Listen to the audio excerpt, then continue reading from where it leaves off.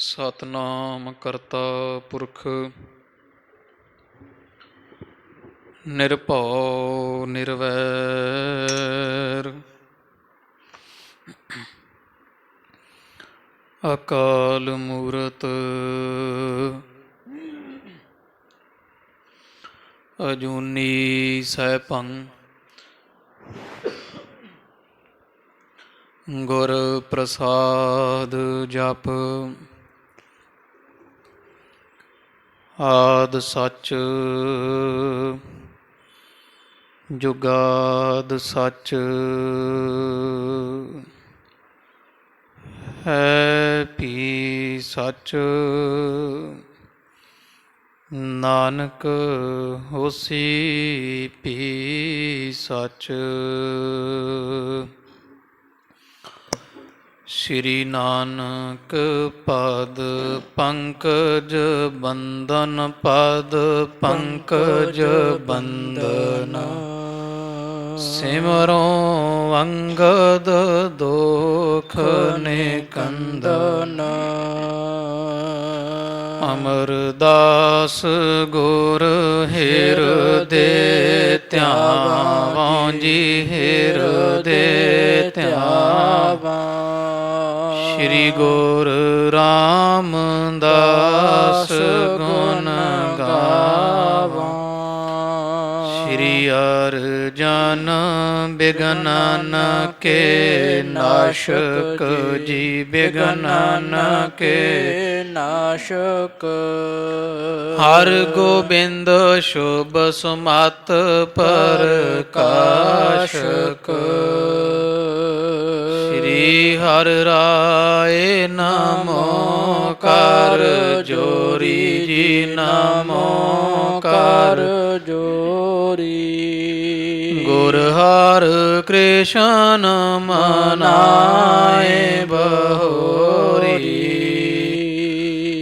ਤੇਗ ਬਹਾਦਰ ਪਰਮ ਕਿਰਪਾਲਾ ਜੀ ਪਰਮ ਕਿਰਪਾਲਾ। ਸ਼੍ਰੀ ਗੁਰੂ ਗੋਬਿੰਦ ਸਿੰਘ ਵਿਸਾਲਾ। ਤਰੋਂ ਤਰਾ ਪਰ ਪੁੰਨ ਪੁੰਨ ਸੀਸਾ ਜੀ ਪੁੰਨ ਪੁੰਨ ਸੀਸਾ। ਬੰਦੋਂ ਬਾਰ ਬਾਰ ਜਗਦੀਸ਼ਾ। ਜਿਸ ਮਹਿ ਅੰਮ੍ਰਿਤ ਗਿਆਨ ਹੈ ਮਾਣਿਕ ਭਗਤ ਵਿਰਾਗ। ਗੁਰੂ ਗ੍ਰੰਥ ਸਾਹਿਬ ਓਦਦ ਬੰਦੋਂ ਕਰ ਅਨੁਰਾਗ। ਸ੍ਰੀ ਗੁਰ ਸ਼ਬਦ ਕਮਾਏ ਜਿਨ ਜੀਤੇ ਪੰਚ ਵਿਕਾਰ। ਤਿਨ ਸੰਤਨ ਕੋ ਬੰਦਨਾ ਸਿਰ ਚਰਨਨ ਪਰਤਾਰ। ਤਿਨ ਸੰਤਨ ਕੋ ਬੰਦਨਾ ਸਿਰ ਚਰਨਨ ਪਰਤਾਰ। ਸਤਿਨਾਮ ਵਾਹਿਗੁਰੂ ਸਾਹਿਬ ਜੀਓ। ਫੈਲਿਓ ਸੁਜਾਸ ਵਿਦੇਸ਼ ਅਸ਼ੇਸ਼। ਚਾਹੋਂ ਦਿਸ਼ ਕੇ ਨਰ ਆਏ ਹਮੇਸ਼। ਇੱਕ ਦਿਨ ਬੈਠੇ ਸਭਾ ਵਿਸ਼ਾਲ। ਵੱਡੇ ਵੱਡੇ ਸਿੱਖ ਭਗਤ ਰਸਾਲ। ਫੈਲਿਓ ਸੁਜਾਸ ਵਿਦੇਸ਼ ਅਸ਼ੇਸ਼। ਚਾਹੋਂ ਦਿਸ਼ ਕੇ ਨਰ ਆਏ ਹਮੇਸ਼।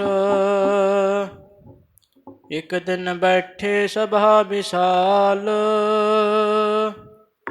ਵੱਡੇ ਵੱਡੇ ਸਿੱਖ ਭਗਤ ਰਸਾਲ। ਵਾਹਿਗੁਰੂ ਜੀ ਕਾ ਖਾਲਸਾ ਵਾਹਿਗੁਰੂ ਜੀ ਕੀ ਫਤਿਹ।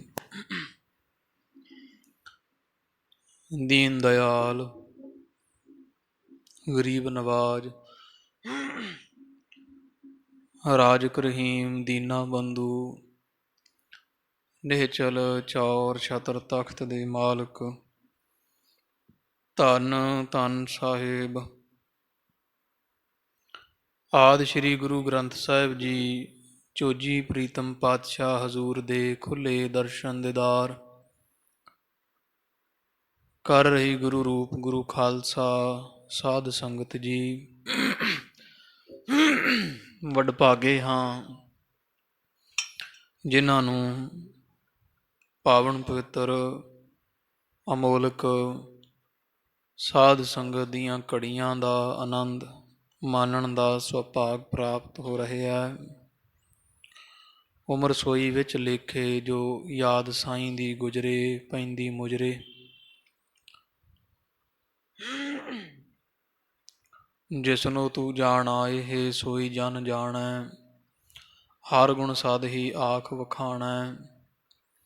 ਸਤਿਗੁਰੂ ਦਇਆ ਕਰਦੇ ਤਾਂ ਖਾਲਸਾ ਜੀ ਕਿਤੇ ਸਾਧ ਸੰਗਤ ਦੀਆਂ ਘੜੀਆਂ ਦਾ ਆਨੰਦ ਮਾਣਨ ਦਾ ਸੁਭਾਗ ਪ੍ਰਾਪਤ ਹੁੰਦਾ ਹੈ। ਸ਼ਹੀਦਾਂ ਦੇ ਸਿਰਤਾਜ, ਸ਼ਾਂਤੀ ਨਿਮਰਤਾ ਦੇ ਪੁੰਜ ਗਰੀਬ ਨਿਵਾਜ, ਧੰਨ ਧੰਨ ਸਾਹਿਬ ਸ੍ਰੀ ਗੁਰੂ ਅਰਜਨ ਦੇਵ ਜੀ ਮਹਾਰਾਜ। ਸਤਿਗੁਰਾਂ ਦਾ ਪਾਵਨ ਪਵਿੱਤਰ ਜੀਵਨ ਇਤਿਹਾਸ ਨਿਤਾ ਪ੍ਰਤੀ ਹਾਜ਼ਰੇ ਭਰ ਕਰਕੇ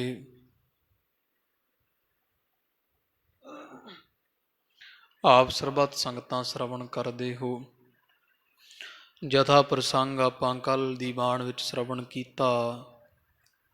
ਧੰਨ ਧੰਨ ਸਾਹਿਬ ਸ੍ਰੀ ਗੁਰੂ ਅਰਜਨ ਦੇਵ ਜੀ ਮਹਾਰਾਜ ਪਾਤਸ਼ਾਹ ਜੀਆਂ ਦੇ ਦਰਸ਼ਨ ਦੀਦਾਰ ਕਰਨ ਵਾਸਤੇ ਬੇਅੰਤ ਸਿੱਖ ਆਉਂਦੇ ਹੈ, ਔਰ ਮਹਾਰਾਜ ਤੋਂ ਆਪਦੀ ਕਲਿਆਣ ਵਾਸਤੇ ਸੁੱਖ ਵਾਸਤੇ ਉਪਦੇਸ਼ ਮੰਗਦੇ ਹੈ।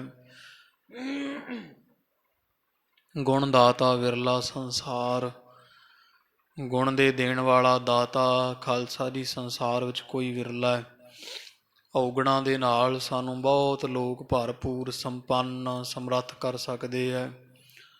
ਗੁਣ ਬਹੁਤ ਥੋੜ੍ਹੇ ਇਹੋ ਜਿਹੇ ਪਾਤਸ਼ਾਹ ਜਾਂ ਪਾਤਸ਼ਾਹ ਦੇ ਘਰ ਦੇ ਸੇਵਕ ਹਨ ਜਿਨ੍ਹਾਂ ਤੋਂ ਪ੍ਰਾਪਤ ਹੋਣ। ਅਨਿਥਾ ਔਗਣ ਥਾਂ ਥਾਂ ਤੋਂ ਗ੍ਰਹਿਣ ਕੀਤੇ ਜਾ ਸਕਦੇ ਹੈ, ਪਰ ਗੁਣ ਗ੍ਰਹਿਣ ਕਰਨ ਦਾ ਇੱਕੋ ਇੱਕ ਥਾਂ ਉਹ ਸਾਧ ਸੰਗਤ ਜੀ ਗੁਰੂ ਨਾਨਕ ਪਾਤਸ਼ਾਹ ਦਾ ਘਰ ਹੈ, ਗਰੀਬ ਨਵਾਜ ਮਹਾਰਾਜ ਦੀ ਪਵਿੱਤਰ ਸੰਗਤ ਹੈ। ਤੋ ਸੰਗਤ ਵਿੱਚੋਂ ਪਾਤਸ਼ਾਹ ਦੇ ਘਰ ਵਿੱਚੋਂ ਗੁਣ ਗ੍ਰਹਿਣ ਕਰਨ ਵਾਸਤੇ ਸਿੱਖ ਆਉਂਦੇ ਹੈ, ਜਿਨ੍ਹਾਂ ਵਿੱਚ ਭਾਈ ਸਾਈਂ ਦਿੱਤਾ ਵਰਗੇ ਸਿੱਖ ਪਹੁੰਚੇ, ਸੈਦੋ ਜੱਟ ਲਾਹੌਰ ਦੇ ਰਹਿਣ ਵਾਲੇ। ਇਹ ਸਾਧ ਸੰਗਤ ਜੀ ਗਰੀਬ ਨਵਾਜ ਪਾਤਸ਼ਾਹ ਦੇ ਪਾਸ ਇਹਨਾਂ ਆ ਕਰਕੇ ਬੇਨਤੀ ਕੀਤੀ ਸੀ ਮਹਾਰਾਜ ਕਿ ਸੱਚੇ ਪਾਤਸ਼ਾਹ ਜੀ ਤੁਸੀਂ ਬਹੁਤ ਦਇਆ ਕੀਤੀ ਅਤੇ ਲਾਹੌਰ ਸ਼ਹਿਰ ਨੂੰ ਜਿਵੇਂ ਗੁਰੂ ਅਮਰਦਾਸ ਮਹਾਰਾਜ ਨੇ ਬਖਸ਼ ਦਿੱਤਾ, ਗੁਰੂ ਨਾਨਕ ਪਾਤਸ਼ਾਹ ਜੀਆਂ ਦੇ ਜੋ ਸਰਾਪ ਹੋਏ ਸੀ, ਨਾਲ ਲਗਵਾਂ ਬਚਨ ਜੋ ਕਹਿ ਦਿੱਤਾ ਸੀ ਵੀ ਅੰਮ੍ਰਿਤਸਰ ਸਿਫਤੀ ਦਾ ਘਰ, ਵੀ ਲਾਗੇ ਅੰਮ੍ਰਿਤਸਰ ਸਾਹਿਬ ਦਾ ਨਗਰ ਵਸਾਵਾਂਗੇ ਪੰਜਵੇਂ ਜਾਮੇ ਵਿੱਚ, ਸੋ ਤੁਸਾਂ ਵਸਾ ਦਿੱਤਾ ਹੈ ਅਤੇ ਬੜੀ ਸ਼ਾਂਤੀ ਬਖਸ਼ਿਸ਼ ਕੀਤੀ ਹੈ। ਅਸੀਂ ਤੁਹਾਡੇ ਦਰਸ਼ਨ ਕਰਨ ਵਾਸਤੇ ਆਏ ਹਾਂ, ਸ਼ੁਕਰਾਨਾ ਕਰਦੇ ਹਾਂ। ਇਸੇ ਤਰ੍ਹਾਂ ਫਿਰ ਭਾਈ ਖਾਲਸਾ ਜੀ ਨਾਨੂ ਜੀ ਵਰਗੇ ਬੜੇ ਵਿਦਵਾਨ ਪੁਰਖ ਸਤਿਗੁਰਾਂ ਦੇ ਪਾਸ ਪਹੁੰਚੇ, ਧੰਨ ਗੁਰੂ ਅਰਜਨ ਦੇਵ ਮਹਾਰਾਜ ਜੀ ਦੇ ਚਰਨਾਂ 'ਤੇ ਨਮਸਕਾਰਾਂ ਕੀਤੀਆਂ ਅਤੇ ਬੇਨਤੀ ਕੀਤੀ, ਪਾਤਸ਼ਾਹ ਤੁਹਾਡੀ ਕਥਾ ਵਿਚਾਰ ਕੀਰਤਨ ਕਰਨ ਵਾਲੇ ਬੜੇ ਗੁਰਮੁਖ ਪਿਆਰੇ ਹੈ, ਸੋਹਣਾ ਕੀਰਤਨ ਕਰਦੇ, ਸੋਹਣੀ ਕਥਾ ਕਰਦੇ ਹਨ। ਇੱਕ ਨਾਂ ਦੀ ਕਥਾ ਸੁਣ ਕਰਕੇ ਬੜੀ ਸ਼ਾਂਤੀ ਮਿਲਦੀ ਹੈ।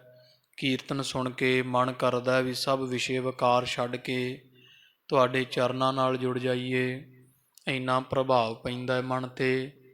ਅਤੇ ਇੱਕ ਨਾਂ ਦੇ ਕਹੇ ਹੋਏ ਬੋਲਾਂ ਦਾ ਕੋਈ ਅਸਰ ਨਹੀਂ ਮਨ 'ਤੇ, ਸੁਣ ਕੇ ਜਿਉਂ ਦੀ ਤਿਉਂ ਹੀ ਮਨ ਰਹਿੰਦਾ। ਇਹਦਾ ਕੀ ਕਾਰਨ ਹੈ? ਤੋ ਹਜ਼ੂਰ ਪਾਤਸ਼ਾਹ ਮਹਾਰਾਜ ਜੀ ਦਇਆ ਕਰਕੇ ਦੱਸਦੇ ਆ, ਭਾਈ ਜਿਹੜੇ ਤਾਂ ਗੁਰਮੁਖ ਪਿਆਰੇ, ਉਹ ਇਉਂ ਜਾਣ ਲਓ ਵੀ ਜਿਵੇਂ ਕੱਚ ਹੁੰਦਾ ਹੈ ਅਤੇ ਇੱਕ ਹੀਰਾ ਹੁੰਦਾ ਹੈ। ਹੀਰੇ ਦੇ ਅੰਦਰੋਂ ਪ੍ਰਕਾਸ਼ ਨਿਕਲ ਕੇ ਦੂਜੀਆਂ ਵਸਤੂਆਂ 'ਤੇ ਪੈਂਦਾ ਹੈ, ਅਤੇ ਕੱਚ ਦਾ ਆਪਦਾ ਕੋਈ ਪ੍ਰਕਾਸ਼ ਪ੍ਰਤਾਪ ਨਹੀਂ ਹੁੰਦਾ। ਜਿਹੜੇ ਗੁਰਮੁਖ ਪਿਆਰੇ ਹਿਰਦੇ ਦੇ ਵੀ ਉਹੀ ਹੈ, ਮੂੰਹ ਦੇ ਵੀ ਉਹੀ ਹੈ, ਅਤੇ ਪਰਮੇਸ਼ਰ ਦੇ ਨਾਲ ਮਨ ਅਤੇ ਮੁਖ ਕਰਕੇ ਪ੍ਰੇਮ ਕਰਦੇ ਹਨ। ਮਨ ਵੀ ਉਹ ਹੈ, ਮੁਖ ਵੀ ਉਹ ਹੈ, ਪਰਮੇਸ਼ਰ ਦੀ ਪ੍ਰੀਤ ਅੰਦਰੋਂ ਬਾਹਰੋਂ ਇੱਕੋ ਜਿਹੀ ਹੈ। ਉਹਨਾਂ ਦਾ ਪ੍ਰਤਾਪ ਦੂਜਿਆਂ 'ਤੇ ਪੈਂਦਾ ਕਿਉਂਕਿ ਖੁਦ ਜੀਵਨ ਵਾਲੇ ਹੈ। ਉਹ ਜਿਹੜਾ ਬੋਲ ਮੂੰਹੋਂ ਬੋਲਦੇ ਹੈ ਉਹਦਾ ਪੂਰਾ ਪੂਰਾ ਪ੍ਰਤਾਪ ਸੰਗਤਾਂ ਗ੍ਰਹਿਣ ਕਰਦੀਆਂ, ਅਸਰ ਵੀ ਹੁੰਦਾ ਹੈ ਮਨ 'ਤੇ। ਅਤੇ ਜਿਹੜਾ ਕੋਈ ਮਨ ਕਰਕੇ ਕੱਚਾ ਹੈ, ਉਹ ਬਹੁਤੇ ਪਾਪੀ ਪਾਂਬਰਾਂ ਵਿੱਚ ਤਾਂ ਬੜਾ ਵਿਦਵਾਨ ਅਤੇ ਬੜਾ ਬ੍ਰਹਮ ਵੇਤਾ ਅਖਵਾ ਸਕਦਾ ਹੈ, ਪਰ ਕੋਈ ਥੋੜ੍ਹੀ ਬਹੁਤੀ ਉਹ ਤੋਂ ਬਾਣੀ ਵੱਧ ਪੜ੍ਹਨ ਵਾਲੇ ਗੁਰਮੁਖਾਂ ਦੇ ਮਨ 'ਤੇ ਉਹਦਾ ਕੋਈ ਅਸਰ ਨਹੀਂ ਹੁੰਦਾ। ਤੋ ਸਤਿਗੁਰੂ ਪਾਤਸ਼ਾਹ ਮਹਾਰਾਜ ਜੀ ਹਿਰਦੇ ਵਿੱਚ ਵਸੇ ਹੋਣ ਗੁਰੂ ਨਾਨਕ ਪਾਤਸ਼ਾਹ ਜੀ, ਫੇਰ ਹੀ ਬਾਹਰ ਉਸ ਹਿਸਾਬ ਨਾਲ ਸੁਣਾ ਸਕਦਾ ਹੈ। ਤੋ ਇਸ ਤਰ੍ਹਾਂ ਮਹਾਰਾਜ ਜੀਆਂ ਨੇ ਫਿਰ ਦਇਆ ਕਰਕੇ ਬਖਸ਼ਿਸ਼ਾਂ ਕੀਤੀਆਂ ਸਨ। ਅੱਗੇ ਖਾਲਸਾ ਜੀ ਭਾਈ ਕਲਿਆਣਾ ਜੀ ਵਰਗੇ ਸਿੱਖ ਮਹਾਰਾਜ ਦੇ ਪਾਸ ਪਹੁੰਚ ਕਰ ਬੇਨਤੀ ਕਰਦੇ, ਮਹਾਰਾਜ ਮੈਂ ਬੜਾ ਸੂਰਮਾ ਹਾਂ ਅਤੇ ਦੁਸ਼ਮਣ ਦੀ ਫੌਜ ਦੇ ਵਿੱਚ ਵੜ ਕੇ ਉਹ ਵੈਰੀ ਮਾਰ ਕੇ ਮੁੜ ਆਉਣਾ ਹਾਂ। ਮਹਾਰਾਜ ਕਹਿੰਦੇ ਭਾਈ ਕਲਿਆਣਾ ਜੀ, ਬਾਹਰ ਦੇ ਵੈਰੀ ਮਾਰਨ ਵਾਲੇ ਹੀ ਹੋ ਕਿ ਇਕੱਲੇ ਕਦੇ ਅੰਦਰ ਦਾ ਵੈਰੀ ਵੀ ਮਾਰਿਆ? ਕਹਿੰਦੇ ਮਹਾਰਾਜ ਸਮਝ ਨਹੀਂ ਆਈ। ਪਾਤਸ਼ਾਹ ਕਹਿੰਦੇ ਫਿਰ ਅੱਧੇ ਸੂਰਮੇ ਹੋ, ਅਜੇ ਤਾਂ ਭਾਈ ਅੱਧੇ ਵੀ ਨਹੀਂ, ਪੂਰਾ ਸੂਰਮਾ ਉਹ ਹੈ। ਆਸਾ ਮਹੱਲਾ ਪੰਜਵਾ। ਚਾਰ ਬਰਨ ਚੌਹਾ ਕੇ ਮਰਦਨ ਖਟ ਦਰਸ਼ਨ ਕਰ ਤਲੀ ਰੇ, ਸੁੰਦਰ ਸੁਗਰ ਸਰੂਪ ਸਿਆਣੇ ਪੰਚਾਹ ਹੀ ਮੋਹਿ ਛਲੀ ਰੇ, ਜਿਨ ਮਿਲ ਮਾਰੇ ਪੰਚ ਸੂਰਬੀਰ, ਸੋ ਪੂਰਾ ਇਹ ਕਲੀ ਰੇ, ਜਿਨ ਪੰਚ ਮਾਰ ਵਿਦਾਰ ਗੁਦਾਰੇ।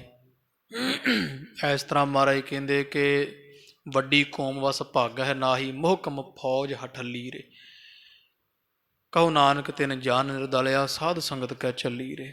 ਉਹ ਵਿਰਲੇ ਹੈ ਭਾਈ ਜਿਨ੍ਹਾਂ ਨੇ ਮਨ ਰੂਪੀ ਸੂਰਮੇ ਨੂੰ ਮਾਰਿਆ, ਜਾਂ ਮਨ ਦੀ ਫੌਜ ਕਾਮ ਕ੍ਰੋਧ ਲੋਭ ਮੋਹ ਹੰਕਾਰ ਵਿਸ਼ੇ ਵਕਾਰ ਮਾਰੇ ਹੈ। ਕਹਿੰਦੇ ਮਹਾਰਾਜ ਉਹ ਕੈਸੇ ਹੈ? ਪਾਤਸ਼ਾਹ ਕਹਿੰਦੇ ਸਾਧੂ ਹੈ ਭਾਈ ਉਹ। ਕਹਿੰਦੇ ਮਹਾਰਾਜ ਸਾਧੂਆਂ ਦੇ ਲੱਛਣ ਕੀ ਹੈ, ਵੀ ਕਿਹੋ ਜਿਹੇ ਹਾਲੇ ਕਰਦੇ ਆ ਸਾਧੂ ਮਨ ਨੂੰ ਜਿੱਤਣ ਵਾਸਤੇ? ਹਜ਼ੂਰ ਨੇ ਸ਼ਬਦ ਉਚਾਰਿਆ, ਸੈਨਾ ਸਾਧ ਸਮੂਹ ਸੂਰ ਅਜਿਤੰ, ਸੰਨਾਹੰ ਤਨ ਨਿਮਰਤਾਹ, ਆਵਦ ਹੈ ਗੁਣ ਗੋਬਿੰਦ ਰਮਣੰ, ਓਟ ਗੁਰ ਸ਼ਬਦ ਕਰ ਚਰਮਣ ਹੈ, ਆਰੂੜ ਤੇ ਅਸਵਰਥ ਨਗ ਹੈ, ਬੁਝੰਤੇ ਪ੍ਰਭ ਮਾਰਗ ਹੈ, ਵਿਚਰਤੇ ਨਿਰਭਯੰ ਸੱਤਰ ਸੈਨਾ, ਤਾਯੰਤੇ ਗੋਪਾਲ ਕੀਰਤਨ ਹੈ, ਜਿਤ ਤੇ ਵਿਸ਼ਵ ਸੰਸਾਰ ਹੈ, ਨਾਨਕ ਵਸਿਅੰ ਕਰੋਤ ਪੰਜ ਤਸਕਰ ਹੈ। ਇਹੋ ਜਿਹੇ ਹੁੰਦੇ ਆ ਭਾਈ ਪੰਜਾਂ ਵਿਸ਼ੇ ਵਕਾਰਾਂ ਨੂੰ ਕੈਦ ਕਰਨ ਵਾਲੇ, ਮਨ ਰੂਪੀ ਰਾਜੇ ਨੂੰ ਜਾਂ ਮਨ ਰੂਪੀ ਕਿਲੇ ਵਿੱਚ ਮੋਹ ਰੂਪੀ ਰਾਜੇ ਨੂੰ ਜਿੱਤਣ ਵਾਲੇ ਹੁੰਦੇ ਹੈ। ਤੋ ਮਨ ਜਿੱਤਣ ਵਾਲਾ ਹੀ ਅਸਲੀ ਸੂਰਮਾ ਕਹਾਉਂਦਾ ਹੈ। ਅਤੇ ਸੰਸਾਰ ਦੇ ਵਿੱਚ ਕਿਲੇ ਜਿੱਤਣ ਵਾਲਿਆਂ ਨੂੰ ਸੰਸਾਰ ਸੋਭਾ ਦਿੰਦਾ ਹੈ। ਮਨ ਨੂੰ ਜਿੱਤਣ ਵਾਲੇ ਸੂਰਮੇ ਵੱਡੇ ਹੈ, ਜਿਨ੍ਹਾਂ ਨੂੰ ਪਰਮੇਸ਼ਰ ਦੀ ਦਰਗਾਹ ਵਿੱਚ ਵੀ ਸੋਭਾ ਪ੍ਰਾਪਤ ਹੁੰਦੀ ਹੈ। ਇਸ ਤਰ੍ਹਾਂ ਪਾਤਸ਼ਾਹ ਜੀਆਂ ਦਇਆ ਕੀਤੀ ਹੈ। ਸੂਰਮਾ ਕੌਣ ਹੈ ਸੰਸਾਰ ਵਿੱਚ? ਜਾ ਕੋ ਹਰ ਰੰਗ ਲਾਗੋ ਇਸ ਜੁਗ ਮਹਿ, ਸੋ ਕਹੀਅਤ ਹੈ ਸੂਰਾ। ਜਿਹਨੂੰ ਹਰੀ ਦੇ ਨਾਮ ਦਾ ਰੰਗ ਖਾਲਸਾ ਜੀ ਲੱਗਾ ਹੈ, ਕਲਯੁਗ ਦੇ ਭਿਆਨਕ ਸਮੇਂ ਵਿੱਚ, ਜੇ ਸਮੇਂ ਵਿੱਚ ਨਾਮ ਜਪਣਾ ਬਹੁਤ ਔਖਾ ਹੈ, ਵਿਸ਼ੇ ਵਕਾਰ ਘੇਰ ਛੱਡਦੇ ਹੈ। ਸੰਸਾਰ ਦੇ ਜੀਵਾਂ ਦੀਆਂ ਲੋੜਾਂ ਇੰਨੀਆਂ ਵੱਧ ਚੁੱਕੀਆਂ ਕਿ ਨਾਮ ਜਪਣ ਦਾ ਸਮਾਂ ਨਹੀਂ। ਤੋ ਇਹੋ ਜਿਹੇ ਹਾਲਾਤ ਵਿੱਚ ਜਿਹੜਾ ਨਾਮ ਜਪੇ ਸੂਰਮਾ ਉਹ ਹੈ। ਜਾ ਕੋ ਹਰ ਰੰਗ ਲਾਗੋ ਇਸ ਜੁਗ ਮਹਿ, ਸੋ ਕਹੀਅਤ ਹੈ ਸੂਰਾ। ਆਤਮ ਜਿਣੈ ਸਗਲ ਵਸ ਤਾਕ ਹੈ। ਜਿਹੜਾ ਆਤਮ ਨੂੰ ਜਿੱਤੇ, ਆਤਮ ਕੀ ਆਪਦੇ ਆਪ ਨੂੰ ਮਨ ਨੂੰ। ਤੋ ਇਹੋ ਜਿਹੀ ਦਇਆ ਸੱਚੇ ਪਾਤਸ਼ਾਹ ਜੀਆਂ ਕੀਤੀ। ਇਸ ਤੋਂ ਬਾਅਦ ਸਾਧ ਸੰਗਤ ਜੀ ਕਿਸੇ ਨੇ ਬੇਨਤੀ ਕੀਤੀ, ਮਹਾਰਾਜ ਵੀ ਇੱਧਰ ਪਹਾੜਾਂ ਦੇ ਲੋਕ ਜਿਹੜੇ ਬੜੇ ਮਨਮੁਖ ਲੋਕ ਹੈ, ਅਤੇ ਉਹ ਤਰਕ ਕਰਦੇ ਆ ਸਤਿਗੁਰੂ ਨਾਨਕ ਪਾਤਸ਼ਾਹ ਦੇ ਘਰ 'ਤੇ ਕੀ ਕੀਤਾ ਜਾਵੇ, ਨਾਮ ਨਹੀਂ ਜਪਣ ਦਿੰਦੇ ਸੰਗਤਾਂ ਨੂੰ। ਪਾਤਸ਼ਾਹ ਜੀਆਂ ਭਾਈ ਨਾਨੂ ਜੀ ਨਾਮ ਦੇ ਸਿੱਖ ਨੂੰ ਆਖਿਆ ਵੀ ਤੁਸੀਂ ਉਸ ਮੁਹਜੰਗੀਪੁਰ ਜਿਹੜਾ ਨਗਰ ਹੈ ਕੋਈ, ਉੱਥੇ ਪਹੁੰਚੋ ਲਾਹੌਰ ਦੇ ਲਾਗੇ। ਇਹਨਾਂ ਕਥਾ ਕੀਤੀ, ਖਾਲਸਾ ਜੀ ਸਾਰਾ ਨਗਰ ਜਿਹੜਾ ਉਹ ਸਿੱਖ ਬਣਾਇਆ ਹੈ। ਤੋ ਇਸ ਤਰ੍ਹਾਂ ਪਾਤਸ਼ਾਹ ਜੀਆਂ ਨੇ ਜਿਵੇਂ ਜਿਵੇਂ ਜਿਹਨੂੰ ਥਾਪੜਾ ਦੇ ਕੇ ਘੱਲ ਦਿੰਦੇ ਸੀ ਖਾਲਸਾ ਜੀ, ਉਹੀ ਜਿਹੜਾ ਵੈ ਉਹ ਇਹ ਕਲਯੁਗ ਦੇ ਸਮੇਂ ਅੰਦਰ ਨਿੱਤਰ ਪੈਂਦਾ ਹੈ। ਉਸੇ ਦੀ ਸੱਚੇ ਪਾਤਸ਼ਾਹ ਜੀ ਜੈ ਜੈਕਾਰ ਹਰ ਆਪਣੀ ਵਡਿਆਈ ਭਾਵ ਦੀ ਜਨਕਾ ਜੈਕਾਰ ਕਰਾਈ। ਜਦੋਂ ਪਰਮੇਸ਼ਰ ਨੂੰ ਆਪਦੀ ਸ਼ੋਭਾ ਕਰਾਉਣ ਦਾ ਚਿੱਤ ਕਰਦਾ ਹੈ, ਉਦੋਂ ਪਰਮੇਸ਼ਰ ਖਾਲਸਾ ਜੀ ਆਪਦਿਆਂ ਭਗਤਾਂ ਦੀ ਵਡਿਆਈ ਕਰਾ ਦਿੰਦਾ। ਹਰ ਆਪਣੀ ਵਡਿਆਈ ਭਾਵ ਦੀ ਜਨਕਾ ਜੈਕਾਰ ਕਰਾਈ। ਤੋ ਆਓ ਅੱਗੇ ਜਿਵੇਂ ਪ੍ਰਸੰਗ ਹੋਰ ਆ ਰਹੇ ਸਿੱਖਾਂ ਗੁਰਮੁਖ ਪਿਆਰਿਆਂ ਦੇ ਆਰੰਭ ਕਰੀਏ। ਚਿੱਤ ਬਿਰਤੀ ਇਕਾਗਰ ਕਰੋ ਜੀ। ਧੰਨ ਗੁਰੂ ਅਰਜਨ ਦੇਵ ਸਾਹਿਬ ਮਹਾਰਾਜ ਨੂੰ ਹਿਰਦੇ ਵਸਾਉਂਦੇ ਹੋਏ ਆਖਣਾ ਕਰੋ ਜੀ ਸਤਿਨਾਮ ਸ਼੍ਰੀ ਵਾਹਿਗੁਰੂ ਸਾਹਿਬ ਜੀ। ਸਤਿਨਾਮ ਸ਼੍ਰੀ ਵਾਹਿਗੁਰੂ ਸਾਹਿਬ ਜੀ। ਫੈਲਿਓ ਸੋ ਜਸ ਵਿਦੇਸ਼ ਅਸ਼ੇਸ਼। ਤੋ ਕਵੀ ਜੀ ਕਹਿੰਦੇ ਧੰਨ ਗੁਰੂ ਅਰਜਨ ਦੇਵ ਸਾਹਿਬ ਮਹਾਰਾਜ ਦੀ ਬੜੀ ਸ਼ੋਭਾ ਦੇਸ਼ਾਂ ਵਿਦੇਸ਼ਾਂ ਵਿੱਚ ਵਿਸ਼ੇਸ਼ ਕਰਕੇ ਫੈਲੀ ਹੈ। ਜਹਾਂ ਦਿਸ਼ ਕੇ ਨਰ ਆਏ ਹਮੇਸ਼। ਤੇ ਚਾਰ ਦਿਸ਼ਾਵਾਂ ਦੀ ਬਹੁਤ ਸੰਗਤਾਂ ਮਾਈ ਪਾਈ ਸਦਾ ਮਹਾਰਾਜ ਦੇ ਦਰਸ਼ਨਾਂ ਨੂੰ ਆਉਂਦੀਆਂ ਹਨ। ਇੱਕ ਦਿਨ ਬੈਠੇ ਸਭਾ ਵਿਸ਼ਾਲ। ਇੱਕ ਦਿਨ ਦੀ ਗੱਲ ਹੈ, ਪਾਤਸ਼ਾਹ ਜੀ ਬੜੇ ਭਰੀ ਵੱਡੀ ਸਿੱਖਾਂ ਦੀ ਸਭਾ ਵਿੱਚ ਸਜ ਬੈਠੇ ਹਨ। ਵੱਡੇ ਵੱਡੇ ਸਿੱਖ ਭਗਤ ਰਸਾਲ। ਤੇ ਗੁਰੂ ਨਾਨਕ ਪਾਤਸ਼ਾਹ ਦੇ ਨਾਮ ਦੇ ਰਸੀਏ ਵੱਡੇ ਵੱਡੇ ਸਿੱਖ ਗੁਰਮੁਖ ਭਗਤ ਪਹੁੰਚ ਰਹੇ ਹਨ। ਚੱਲਿਓ ਜ਼ਿਕਰ ਸਿੱਖ ਬਹੁ ਕਿਸ ਦੇਸ਼। ਤੇ ਸਾਰੇ ਵੱਡੇ ਗੁਰਮੁਖ ਪਿਆਰੇ ਵੀ ਇਕੱਠੇ ਸੀ, ਬੜੇ ਮਸੰਦ ਮਹਾਰਾਜ ਦੇ ਪਾਸ ਆਏ ਹੋਏ। ਸਭਾ ਵਿੱਚ ਜ਼ਿਕਰ ਹੋਇਆ ਵੀ ਮਹਾਰਾਜ ਸਭ ਤੋਂ ਵੱਧ ਸੰਗਤ ਸਿੱਖ ਜਿਹੜੇ ਆ ਉਹ ਕਿਸ ਦੇਸ਼ ਵਿੱਚ ਰਹਿੰਦੇ ਆ, ਵੀ ਪਾਸੇ ਦੇਸ਼ਾਂ ਵਿੱਚੋਂ ਸਾਰਿਆਂ ਤੋਂ ਜ਼ਿਆਦਾ ਸਿੱਖੀ ਕਿੱਥੇ ਹੈ। ਕਹੈ ਸਤ ਸੰਗਤ ਭਾਉ ਵਿਸ਼ੇਸ਼। ਵੀ ਕਿੱਥੇ ਸੰਗਤ ਕਾਇਮ ਹੈ, ਕਿਹੜਾ ਦੇਸ਼ ਹੈ ਜਿੱਥੇ ਸਭ ਤੋਂ ਵੱਧ ਗੁਰੂ ਨਾਨਕ ਪਾਤਸ਼ਾਹ ਦੇ ਘਰ ਨਾਲ ਪ੍ਰੇਮ ਕੀਤਾ ਜਾਂਦਾ ਹੈ। ਜਿਸ ਜਿਸ ਜੋ ਜੋ ਦੇਖਣ ਕੀਨਾ। ਤੇ ਮਹਾਰਾਜ ਨੇ ਪੁੱਛਿਆ ਸਿੱਖਾਂ ਨੂੰ, ਤੇ ਜਿਹੜੇ ਕੋਈ ਆਏ ਸੀ ਪਾਸੇ ਦੇਸ਼ਾਂ ਵਿਦੇਸ਼ਾਂ ਤੋਂ ਸਿੱਖ, ਜਿਨ੍ਹੇ ਜਿਹੜਾ ਇਲਾਕਾ ਕੋਈ ਵਿਚਰ ਕੇ ਵੇਖਿਆ ਸੀ ਸੰਗਤ ਕਰਦਾ, ਕੋਈ ਸਿੱਖੀ ਕਰਦਾ, ਜੋ ਵੀ ਇਲਾਕਿਆਂ ਵਿੱਚ ਸਿੱਖੀ ਦਾ ਪ੍ਰਚਾਰ ਵੇਖਿਆ। ਕਰਿਓ ਸੁਨਾਵਨ ਜਸ ਜਸ ਚੀਨਾ। ਜੋ ਕੋਈ ਜਾਣਦਾ ਸੀ ਸਭ ਕੋਈ ਕਹਿੰਦਾ ਮਰਜ ਪੱਛਮ ਦੀ, ਕੋਈ ਮੁਲਤਾਨ ਦੀ, ਕੋਈ ਬਲਖ, ਕੋਈ ਬੁਖਾਰੇ ਦਾ ਨਾਮ ਲੈਂਦਾ, ਕੋਈ ਕਾਬਲ ਦਾ, ਕੋਈ ਕੰਧਾਰ ਦਾ, ਕੋਈ ਕਸ਼ਮੀਰ ਦਾ, ਕੋਈ ਗੁਜਰਾਤ ਦਾ, ਕੋਈ ਦਿੱਲੀ ਦਾ ਨਾਮ ਲੈਂਦਾ। ਸਾਰਿਆਂ ਨੇ ਜਿੱਥੇ ਜਿੱਥੇ ਕੋਈ ਸੰਗਤਾਂ ਬਹੁਤੀਆਂ ਪ੍ਰੇਮ ਵਾਲੀਆਂ ਵੇਖੀਆਂ, ਆਪਦੇ ਅੰਦਾਜ਼ੇ ਨਾਲ ਉਸੇ ਏਰੀਏ ਦਾ ਇਲਾਕੇ ਦਾ ਨਾਮ ਸਿੱਖ ਲੈਂਦੇ ਹਨ। ਕਿਤਕ ਸਿੱਖ ਸ੍ਰੀ ਗੁਰ ਸੋ ਕਹੈ। ਤੇ ਇਸ ਤਰ੍ਹਾਂ ਕੁਝ ਕੁ ਸਿੱਖਾਂ ਨੇ ਧੰਨ ਗੁਰੂ ਅਰਜਨ ਦੇਵ ਸਾਹਿਬ ਮਹਾਰਾਜ ਨੂੰ ਆਖਿਆ ਹੈ। ਦੇਸ਼ ਗਿਰਨ ਕਸ਼ਮੀਰ ਜੋ ਹੈ। ਵੀ ਮਹਾਰਾਜ ਜਿਹੜਾ ਦੇਸ਼ ਕਸ਼ਮੀਰ ਹੈ ਨਾ ਪਹਾੜਾਂ ਦੇ ਵਿੱਚ, ਤਰਕਤ ਪੰਡਿਤ ਮਹਾ ਮਹਾਨੀ। ਇਥੋਂ ਦੇ ਬੜੇ ਹੰਕਾਰੇ ਪੰਡਤ ਹੈ, ਤੇ ਸਿੱਖਾਂ ਦੀ ਸੰਗਤ ਤੇ ਕੋਈ ਬਾਣੀ ਪੜ੍ਹਨ ਵਾਲਿਆਂ ਤੇ ਬੜੀਆਂ ਹੁਜਤਾਂ ਤਰਕਾਂ ਕਰਦੇ ਵੀ ਅਖੇ ਇਥੋਂ ਤੁਹਾਨੂੰ ਕੀ ਮਿਲਣਾ ਹੈ। ਪੜ੍ਹਨ ਦੇਤ ਨਹਿ ਸਤਿਗੁਰ ਬਾਣੀ। ਤੇ ਕਹਿੰਦੇ ਵੇਦ ਸ਼ਾਸਤਰ ਪੜ੍ਹੋ, ਕਰਮ ਕਾਂਡ ਕਰੋ, ਸਤਿਗੁਰੂ ਨਾਨਕ ਪਾਤਸ਼ਾਹ ਦੇ ਘਰ ਦੀ ਬਾਣੀ ਨਹੀਂ ਮਹਾਰਾਜ ਪੜ੍ਹਨ ਦਿੰਦੇ ਹਨ। ਸੰਸਕ੍ਰਿਤ ਸੁਰ ਬਾਣੀ ਜਾਨਹ। ਤੇ ਜਿਹੜੀ ਸੰਗਤ ਕੋਈ ਸਿੱਖ ਬਾਣੀ ਪੜ੍ਹਦਾ ਹੈ ਨਾ, ਉਹਨੂੰ ਕਹਿੰਦੇ ਆ ਵੀ ਜਿਹੜੀ ਸੰਸਕ੍ਰਿਤ ਹੈ ਇਹ ਦੇਵ ਬਾਣੀ ਹੈ, ਦੇਵਤਿਆਂ ਦੀ ਬੋਲੀ ਹੈ।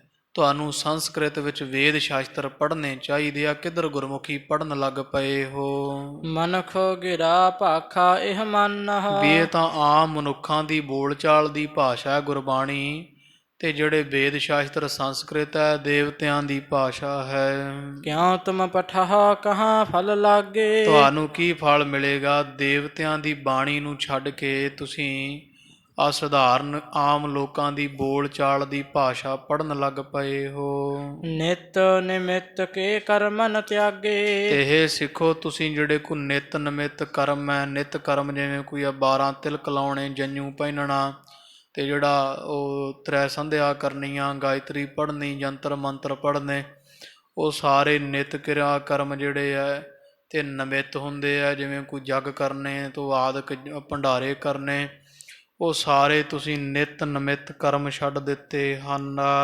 ਇਤਿਆਦਿਕ ਸਭ ਹੁਣ ਸੁਣਾਵੈ। ਇਸ ਤੋਂ ਆਦਿਕ ਮਹਾਰਾਜ ਹੋਰ ਬੜੇ ਤਰ੍ਹਾਂ ਦੀਆਂ ਤਰਕਾਂ ਕਸ਼ਮੀਰ ਦੇ ਪਾਂਡੇ ਜਿਹੜੇ ਆ ਸੁਣਾਉਂਦੇ ਹਨ ਸਿੱਖਾਂ ਨੂੰ। ਗੁਰਮਤਿ ਸਿੱਖੀ ਤੇ ਸੋ ਹਟਾਵੈ। ਮਹਾਰਾਜ ਜਿਹੜੀ ਗੁਰੂ ਦੀ ਮੱਤ ਹੈ ਤੇ ਸਿੱਖੀ ਹੈ ਉਹਦੇ ਤੋਂ ਸਾਨੂੰ ਰੋਕਦੇ ਆ ਵੀ ਬਾਣੀ ਨਾ ਪੜੋ ਤੇ ਕਰਮ ਕਾਂਡ ਕਰੋ ਸਾਡੇ ਵਾਂਗਰ।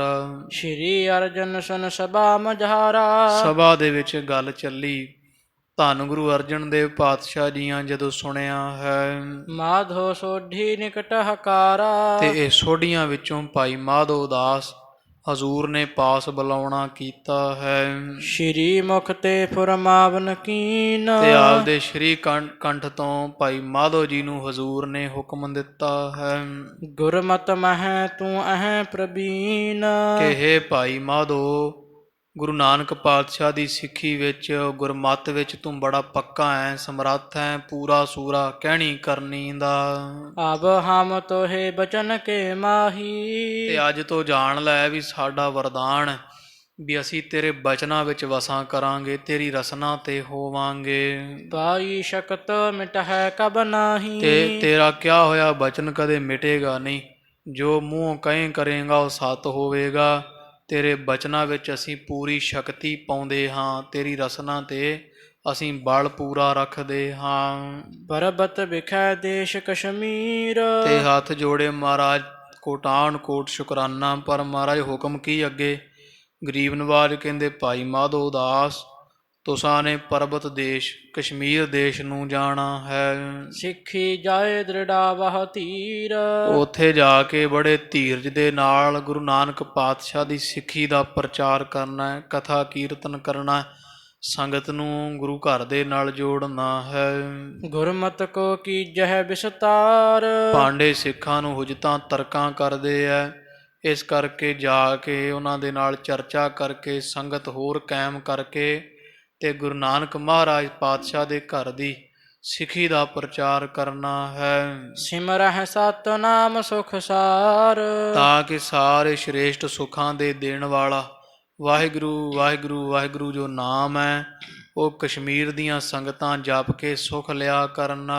ਸੁਣ ਮਾਧੋ ਪੁਨ ਬਾਕ ਬਖਾਨੇ। ਪਾਤਸ਼ਾਹ ਤੋਂ ਸੁਣ ਕੇ ਖਾਲਸਾ ਜੀ ਭਾਈ ਮਾਧੋ ਦਾਸ ਜੀਆਂ ਨੇ ਫਿਰ ਇਉਂ ਬਚਨ ਕੀਤਾ ਹੈ ਤਹਾਂ ਭਗਤ ਕੋ ਵਿਪਰਨ ਜਾਣੇ। ਕਿ ਮਹਾਰਾਜ ਉਥੋਂ ਦੇ ਭਗਤ ਜਿਹੜੇ ਵੈ ਉਹ ਜਿਹੜੇ ਜਾਂ ਕੋਈ ਤਹਾਂ ਭਗਤ ਵਿਪਰਨ ਕੋ ਵਿਪਰਨ ਜਾਣੇ। ਮਹਾਰਾਜ ਜੀ ਜਿਹੜੇ ਬ੍ਰਾਹਮਣ ਹੈ ਉਹ ਭਗਤੀ ਨੂੰ ਕੀ ਜਾਣਦੇ ਹੈ, ਗੁਰੂ ਨਾਨਕ ਪਾਤਸ਼ਾਹ ਦੇ ਘਰ ਦੀ ਸ਼ੋਭਾ ਨੂੰ ਕੀ ਜਾਣਦੇ ਪਛਾਣਦੇ, ਉਹਨਾਂ ਨੂੰ ਨਹੀਂ ਪਤਾ ਪ੍ਰੇਮਾ ਭਗਤੀ ਕੀ ਹੁੰਦੀ ਹੈ। ਕਰਮ ਕਾਂਡ ਮੈਂ ਜੋ ਲਪਟਾਏ। ਉਹ ਕੀ ਜਾਣਦੇ ਹੈ ਪੰਡਤ ਕਸ਼ਮੀਰ ਦੇ ਜਿਹੜੇ ਕਰਮ ਕਾਂਡਾਂ ਵਿੱਚ ਉਲਝੇ ਹੋਏ ਸਾਰਾ ਦਿਨ ਕਰਮ ਕਾਂਡ ਕਰਦਿਆਂ ਸਮਾਂ ਬਰਬਾਦ ਕਰੀ ਜਾਂਦੇ ਹਨ। ਨਹਿ ਉਪਾਸਨਾ ਮਨ ਮਹਿ ਲਿਆਏ। ਉਹ ਕਦੇ ਵੀ ਉਪਾਸਨਾ ਗੁਰੂ ਨਾਨਕ ਪਾਤਸ਼ਾਹ ਦੀ ਜਾਂ ਉਸ ਅਕਾਲ ਪੁਰਖ ਦੀ ਮਨ ਵਿੱਚ ਨਹੀਂ ਲਿਆਉਂਦੇ ਹਨ। ਕਹਿਓ ਗੁਰੂ ਸੋ ਭਗਤੀ ਜਾਣੈ। ਤੋ ਮਹਾਰਾਜ ਕਹਿੰਦੇ ਕੋਈ ਨਹੀਂ, ਜ਼ਰੂਰ ਉਹ ਭਗਤੀ ਨੂੰ ਜਾਣਨਗੇ।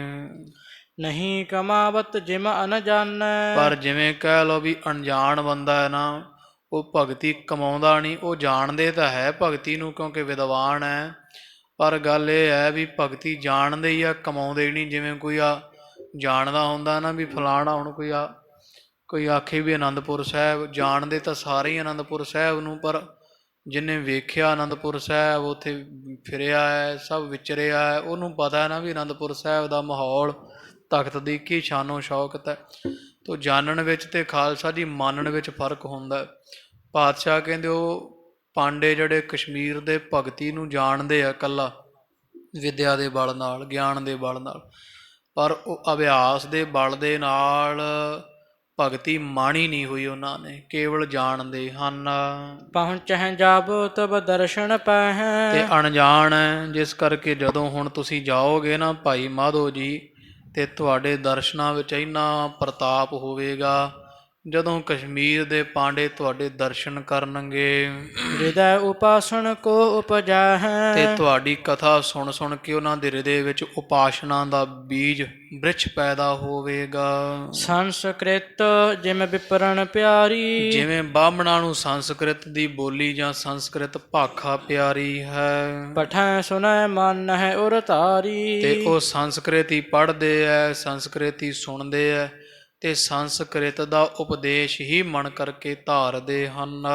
ਤਿਮ ਸਿੱਖਣ ਕੋ ਸਤਿਗੁਰ ਬਾਣੀ। ਤੇ ਇਸ ਤਰ੍ਹਾਂ ਹੀ ਗੁਰੂ ਨਾਨਕ ਪਾਤਸ਼ਾਹ ਦੇ ਘਰ ਦੇ ਸਿੱਖਾਂ ਨੂੰ ਗੁਰਮੁਖੀ ਬਾਣੀ ਪਿਆਰੀ ਲੱਗਦੀ ਹੈ। ਸੁਨਤ ਸ਼੍ਰੋਣ ਜਿਹ ਮਤ ਹਰ ਖਾਨੀ। ਜਿਸ ਗੁਰਬਾਣੀ ਨੂੰ ਸੁਣ ਕੇ ਸਿੱਖਾਂ ਨੂੰ ਗੁਰਬਾਣੀ ਸੁਣ ਕੇ ਚਾਅ ਚੜ੍ਹਦਾ ਤੇ ਚਾਅ ਦੇ ਨਾਲ ਉਹਨਾਂ ਦੇ ਮਨ ਐਨ ਗਦਗਦ ਹੋ ਜਾਂਦੇ ਆ, ਮਤ ਖੁਸ਼ ਹੋ ਜਾਂਦੀ ਹੈ, ਉਜਲ ਹੋ ਜਾਂਦੀ ਹੈ। ਲੈ ਗੁਰ ਆਏ ਸੋ ਹਵੈ ਕਰ ਤਿਆਰੀ। ਤੇ ਇਹ ਆਗਿਆ ਲੈ ਕੇ ਭਾਈ ਮਾਧੋ ਜੀ ਨੇ ਕਸ਼ਮੀਰ ਜਾਣ ਦਾ ਤਿਆਰਾ ਕੀਤਾ ਹੈ। ਗਮਣਿਓ ਗੁਰਮਤ ਦੇਣ ਪ੍ਰਹਾਰੀ। ਕਹਿੰਦੇ ਪਹਾੜੀਆਂ ਨੂੰ ਗੁਰਮਤ ਦੇਣ ਵਾਸਤੇ ਪਾਤਸ਼ਾਹ ਤੋਂ ਆਗਿਆ ਲੈ ਕੇ ਭਾਈ ਮਾਧੋ ਜੀ ਚੱਲੇ ਐ। ਗੁਰ ਸ਼ਬਦਨ ਕੀ ਪੋਥੀ ਲੀਨ। ਤੇ ਗੁਰੂ ਪਾਤਸ਼ਾਹ ਦੀ ਬਾਣੀ ਦੀ ਪੋਥੀ ਇਹਨਾਂ ਨੇ ਨਾਲ ਲੈ ਲਈ ਹੈ। ਜਿਵੇਂ ਕੋਈ ਉਦੋਂ ਪੋਥੀਆਂ ਵਿੱਚ ਬਾਣੀ ਸੀ, ਕਿਉਂਕਿ ਸਰੂਪ ਤਾਂ ਇੱਕੋ ਸੀ, ਜਾਂ ਦੂਜਾ ਭਾਈ ਬੰਨੋ ਵਾਲੀ ਬੀੜ ਸੀ, ਹੋਰ ਅਜੇ ਸਰੂਪ ਨਹੀਂ ਸਨ ਉਤਾਰੇ ਹੋਏ। ਤੇ ਪੋਥੀ ਕਥਾ ਕਰਨ ਵਾਸਤੇ ਗੁਰਬਾਣੀ ਦੀਆਂ ਪੋਥੀਆਂ ਉਹ ਨਾਲ ਲਈਆਂ ਹਨ। ਅਰਥ ਕਰਨ ਮਹਿਸਮਤ ਪ੍ਰਵੀਨ। ਗੁਰਬਾਣੀ ਦੇ ਅਰਥ ਕਰਨ ਵਿੱਚ ਭਾਈ ਮਾਧੋ ਜੀ ਬੜੇ ਸ਼੍ਰੇਸ਼ਟ ਮਤ ਵਾਲੇ ਸੀ ਤੇ ਬਹੁਤ ਸੁੰਦਰ ਅਰਥ ਜਿਹੜੇ ਕਰਦੇ ਸਨ ਵੀ, ਕਿਉਂਕਿ ਹਿਰਦੇ ਵਿੱਚ ਪ੍ਰੇਮਾ ਭਗਤੀ ਵੀ ਸੀ, ਜਿਸ ਕਰਕੇ ਅਰਥ ਕਰਦੇ ਗੁਰਮਤ ਤੋਂ ਬਾਹਰ ਨਹੀਂ ਜਾਂਦੇ ਸੀ। ਕਿਉਂਕਿ ਗੁਰਮਤ ਹਿਰਦੇ ਵਿੱਚ ਹੋਵੇ ਖਾਲਸਾ ਜੀ, ਫਿਰ ਉਹ ਕਥਾ ਕਰਨ ਲੱਗਿਆਂ ਗੁਰਮਤ ਦੇ ਦਾਇਰੇ 'ਚੋਂ ਬਾਹਰ ਨਹੀਂ ਜਾਇਆ ਜਾਂਦਾ ਤੇ ਸੁਭਾਅ ਬਣ ਜਾਂਦਾ ਉਸ ਤਰ੍ਹਾਂ ਦਾ। ਜਿਵੇਂ ਕੋਈ ਕਥਾ ਕਰਦੇ ਹੋ, ਜਦੋਂ ਕੋਈ ਗੁਰਮਤ ਨਾ ਹੋਵੇ ਜਾਂ ਕੋਈ ਕਿਸੇ ਸੰਪਰਦਾ ਪਾਸ ਜਾਂ ਕਿਸੇ ਚੰਗੇ ਉਸਤਾਦ ਦੇ ਪਾਸ ਰਹਿ ਕੇ ਗੁਰਬਾਣੀ ਦੇ ਯਥਾਰਥ ਅਰਥ ਨਾ ਪੜ੍ਹੇ ਹੋਣ, ਫਿਰ ਕਈ ਅਰਥਾਂ ਦਾ ਅਨਰਥ ਕਰੀ ਜਾਂਦੇ ਹੈ। ਜਿਵੇਂ ਇੱਥੇ ਅੰਮ੍ਰਿਤ ਵੇਲੇ ਇੱਕ ਕਥਾ ਕਰਦਾ ਹੁੰਦਾ ਹੈ, ਵੇਖੋ ਵੇਖ ਲੱਗ ਜਾਂਦੇ ਹੈ। ਉਹ ਕਥਾ ਕਰੇ, ਕਹਿੰਦਾ ਜੀ ਹੁਕਮ ਆਇਆ ਅੰਮ੍ਰਿਤ ਵੇਲੇ ਸੋਰਠ ਦੀ ਵਾਰ ਦਾ, ਪਰਸੋਂ ਦੀ ਗੱਲ ਹੈ। ਉਹਦੇ ਵਿੱਚ ਸੋਰਠ ਦੀ ਵਾਰ ਦੇ ਵਿੱਚ ਅੱਗੇ ਜਿਹੜਾ ਮਹੱਲਾ ਹੈ, ਮੇਰਾ ਖਿਆਲ ਤੀਜੇ ਪਾਤਸ਼ਾਹ ਦਾ, ਤੇ ਉਹਦੇ ਵਿੱਚ ਪ੍ਰਸੰਗ ਆਉਂਦਾ ਹੈ, ਪੰਗਤੀ ਆਉਂਦੀ ਹੈ, ਗੁਰਮੁਖਾਂ ਦੇ ਲੱਛਣ ਗਣਾਏ ਹੈ ਮਹਾਰਾਜ ਨੇ। ਸਹਿਜੇ ਜਾਗੈ ਸਹਿਜੇ ਸੋਵੈ, ਤੇ ਉਹ ਅਰਥ ਕਰਦਾ ਕਹਿੰਦਾ ਜੀ ਗੁਰਮੁਖ ਜਿਹੜੇ ਹੁੰਦੇ ਆ ਕਿ ਸਹਿਜੇ ਜਾਗਦੇ ਆ ਤੜਕੇ ਤੇ ਸਹਿਜੇ ਹੀ ਰਾਤ ਨੂੰ ਸੌਂਦੇ ਆ ਦੇਰ ਨਾਲ। ਤੇ ਉਹ ਸਾਧ ਸੰਗ ਜੀ ਹੁਣ ਗੁਰਮੁਖ ਕਿਹੜਾ ਹੈ ਵੀ ਜਿਹੜਾ ਸਹਿਜੇ ਉੱਠੇ ਦਿਨ ਚੜ੍ਹੇ, ਉਹ ਗੁਰਮੁਖ ਹੈ ਕਿ ਮਨਮੁਖ ਹੈ? ਤੇ ਸ਼ਬਦ ਤਾਂ ਗੁਰਬਾਣੀ ਦਾ ਐਂ ਹੀ ਆ ਵੀ ਗੁਰਮੁਖਾਂ ਦੇ ਲੱਛਣ ਮਹਾਰਾਜ ਗਣਾਉਂਦੇ, ਸਹਿਜੇ ਜਾਗੈ ਸਹਿਜੇ ਸੋਵੈ। ਤੇ ਆਂਦਾ ਜੀ ਗੁਰਮੁਖ ਜਿਹੜੇ ਉਹ ਸਹਿਜੇ ਹੀ ਜਾਗਦੇ ਆ ਤੇ ਸਹਿਜੇ ਹੀ ਸੌਂਦੇ ਆ। ਕਿ ਭਾਵ ਵੀ ਦੇਰੀ ਨਾਲ ਹੀ ਜਾਗਦੇ ਆ ਤੇ ਦੇਰੀ ਨਾਲ ਹੀ ਸੌਂਦੇ ਆ। ਪਰ ਇੱਥੇ ਫਿਰ ਨਾਲ ਉਹ ਪੰਕਤੀ ਦਾ ਖੰਡਨ ਕਰ ਰਿਹਾ ਵੀ ਗੁਰ ਸਤਿਗੁਰੂ ਕਾ ਜੋ ਸਿੱਖ ਖਾਏ ਸੋ ਭਲ ਕੇ ਉੱਠ ਹਰ ਨਾਮ ਤੇ ਆਏ। ਤੇ ਅੰਮ੍ਰਿਤ ਵੇਲਾ ਪ੍ਰਮਾਣ ਲਾਈ ਜਾਵੇ ਕਿ ਜੀ ਅੰਮ੍ਰਿਤ ਵੇਲਾ ਸੱਚ ਨਾਉ ਵਡਿਆਈ ਵਿਚਾਰ, ਕਰਮੀ ਆਵੇ ਕੱਪੜਾ ਨਦਰੀ ਮੁਖ ਦੁਆਰ। ਤੇ ਅਰਥ ਕਰੀ ਜਾਵੇ ਉਹਦੀ ਪੰਕਤੀ ਮਹਾਰਾਜ ਪਾਤਸ਼ਾਹ ਜੀ ਦੀ ਗੁਰਬਾਣੀ ਦੇ ਵੀ ਸਹਿਜੇ ਸੋ ਜਾਗੈ ਸਹਿਜੇ ਸੋਵੈ, ਵੀ ਗੁਰਮੁਖ ਸਹਿਜ ਨਾਲ ਹੀ ਜਾਗਦੇ ਆ ਵੀ ਸਹਿਜ ਨਾਲ ਹੀ ਸੌਂਦੇ ਆ। ਤੋ ਹੈ ਤਾਂ ਅਰਥ ਉਹਦੇ ਐਂ ਵੀ ਸਹਿਜੇ ਜਾਗੈ ਸਹਿਜੇ ਸੋਵੈ, ਵੀ ਜਿਹੜੇ ਗੁਰਮੁਖ ਆ ਸੁਤੇ ਸਿੱਧੀ ਗੁਰਬਾਣੀ ਦਾ ਆਸਰਾ ਲੈ ਕੇ ਸਹਿਜੇ ਜਾਗੈ, ਗੁਣਾਂ ਵਾਲੇ ਪਾਸੇ ਜਾਗ ਗਏ ਹੈ, ਜਾਗਰਤ ਅਵਸਥਾ 'ਚ ਹੋ ਜਾਂਦੇ, ਸਹਿਜੇ ਹੀ ਸੁਤੇ ਸੇਤੀ, ਕਿਉਂਕਿ ਬਾਣੀ ਦਾ ਪ੍ਰਤਾਪ ਐਸਾ। ਸਹਿਜੇ ਸੋਵੈ, ਤੇ ਸਹਿਜੇ ਹੀ ਉਹਨਾਂ ਦੀ ਜਿਹੜੀ ਬਿਰਤੀ ਹੈ ਗੁਰਬਾਣੀ ਪੜ੍ਹ ਪੜ੍ਹ ਕੇ ਸੁਤੇ ਸਿੱਧ ਹੀ ਵਿਸ਼ੇ ਵਿਕਾਰਾਂ ਵਾਲੇ ਪਾਸਿਓਂ ਸੌਂ ਗਈ ਹੈ ਤੇ ਦੈਵੀ ਸੰਪਦਾ ਵਾਲੇ ਪਾਸੇ ਸਹਿਜੇ ਜਾਗੈ ਜਾਗ ਪਈ। ਉੱਥੇ ਬਿਰਤੀ ਗੁਰਮੁਖ ਦੀ ਬਿਰਤੀ ਦੀ ਗੱਲ ਕੀਤੀ ਪਾਤਸ਼ਾਹ ਨੇ ਵੀ ਗੁਰਮੁਖਾਂ ਦੀ ਬਿਰਤੀ ਵਿਸ਼ੇ ਭੋਗਣ ਵਾਲੇ ਪਾਸਿਓਂ ਸੌਂ ਗਈ, ਭਾਵ ਸੁੱਤਾ ਬੰਦਾ ਮਰਿਆ ਹੁੰਦਾ ਨਾ, ਉੱਧਰੋਂ ਮਰ ਗਈ ਹੈ ਤੇ ਗੁਣਾਂ ਵਾਲੇ ਪਾਸੇ, ਦੈਵੀ ਸੰਪਦਾ ਵਾਲੇ ਪਾਸੇ ਇਹ ਜਾਗ ਗਈ ਹੈ।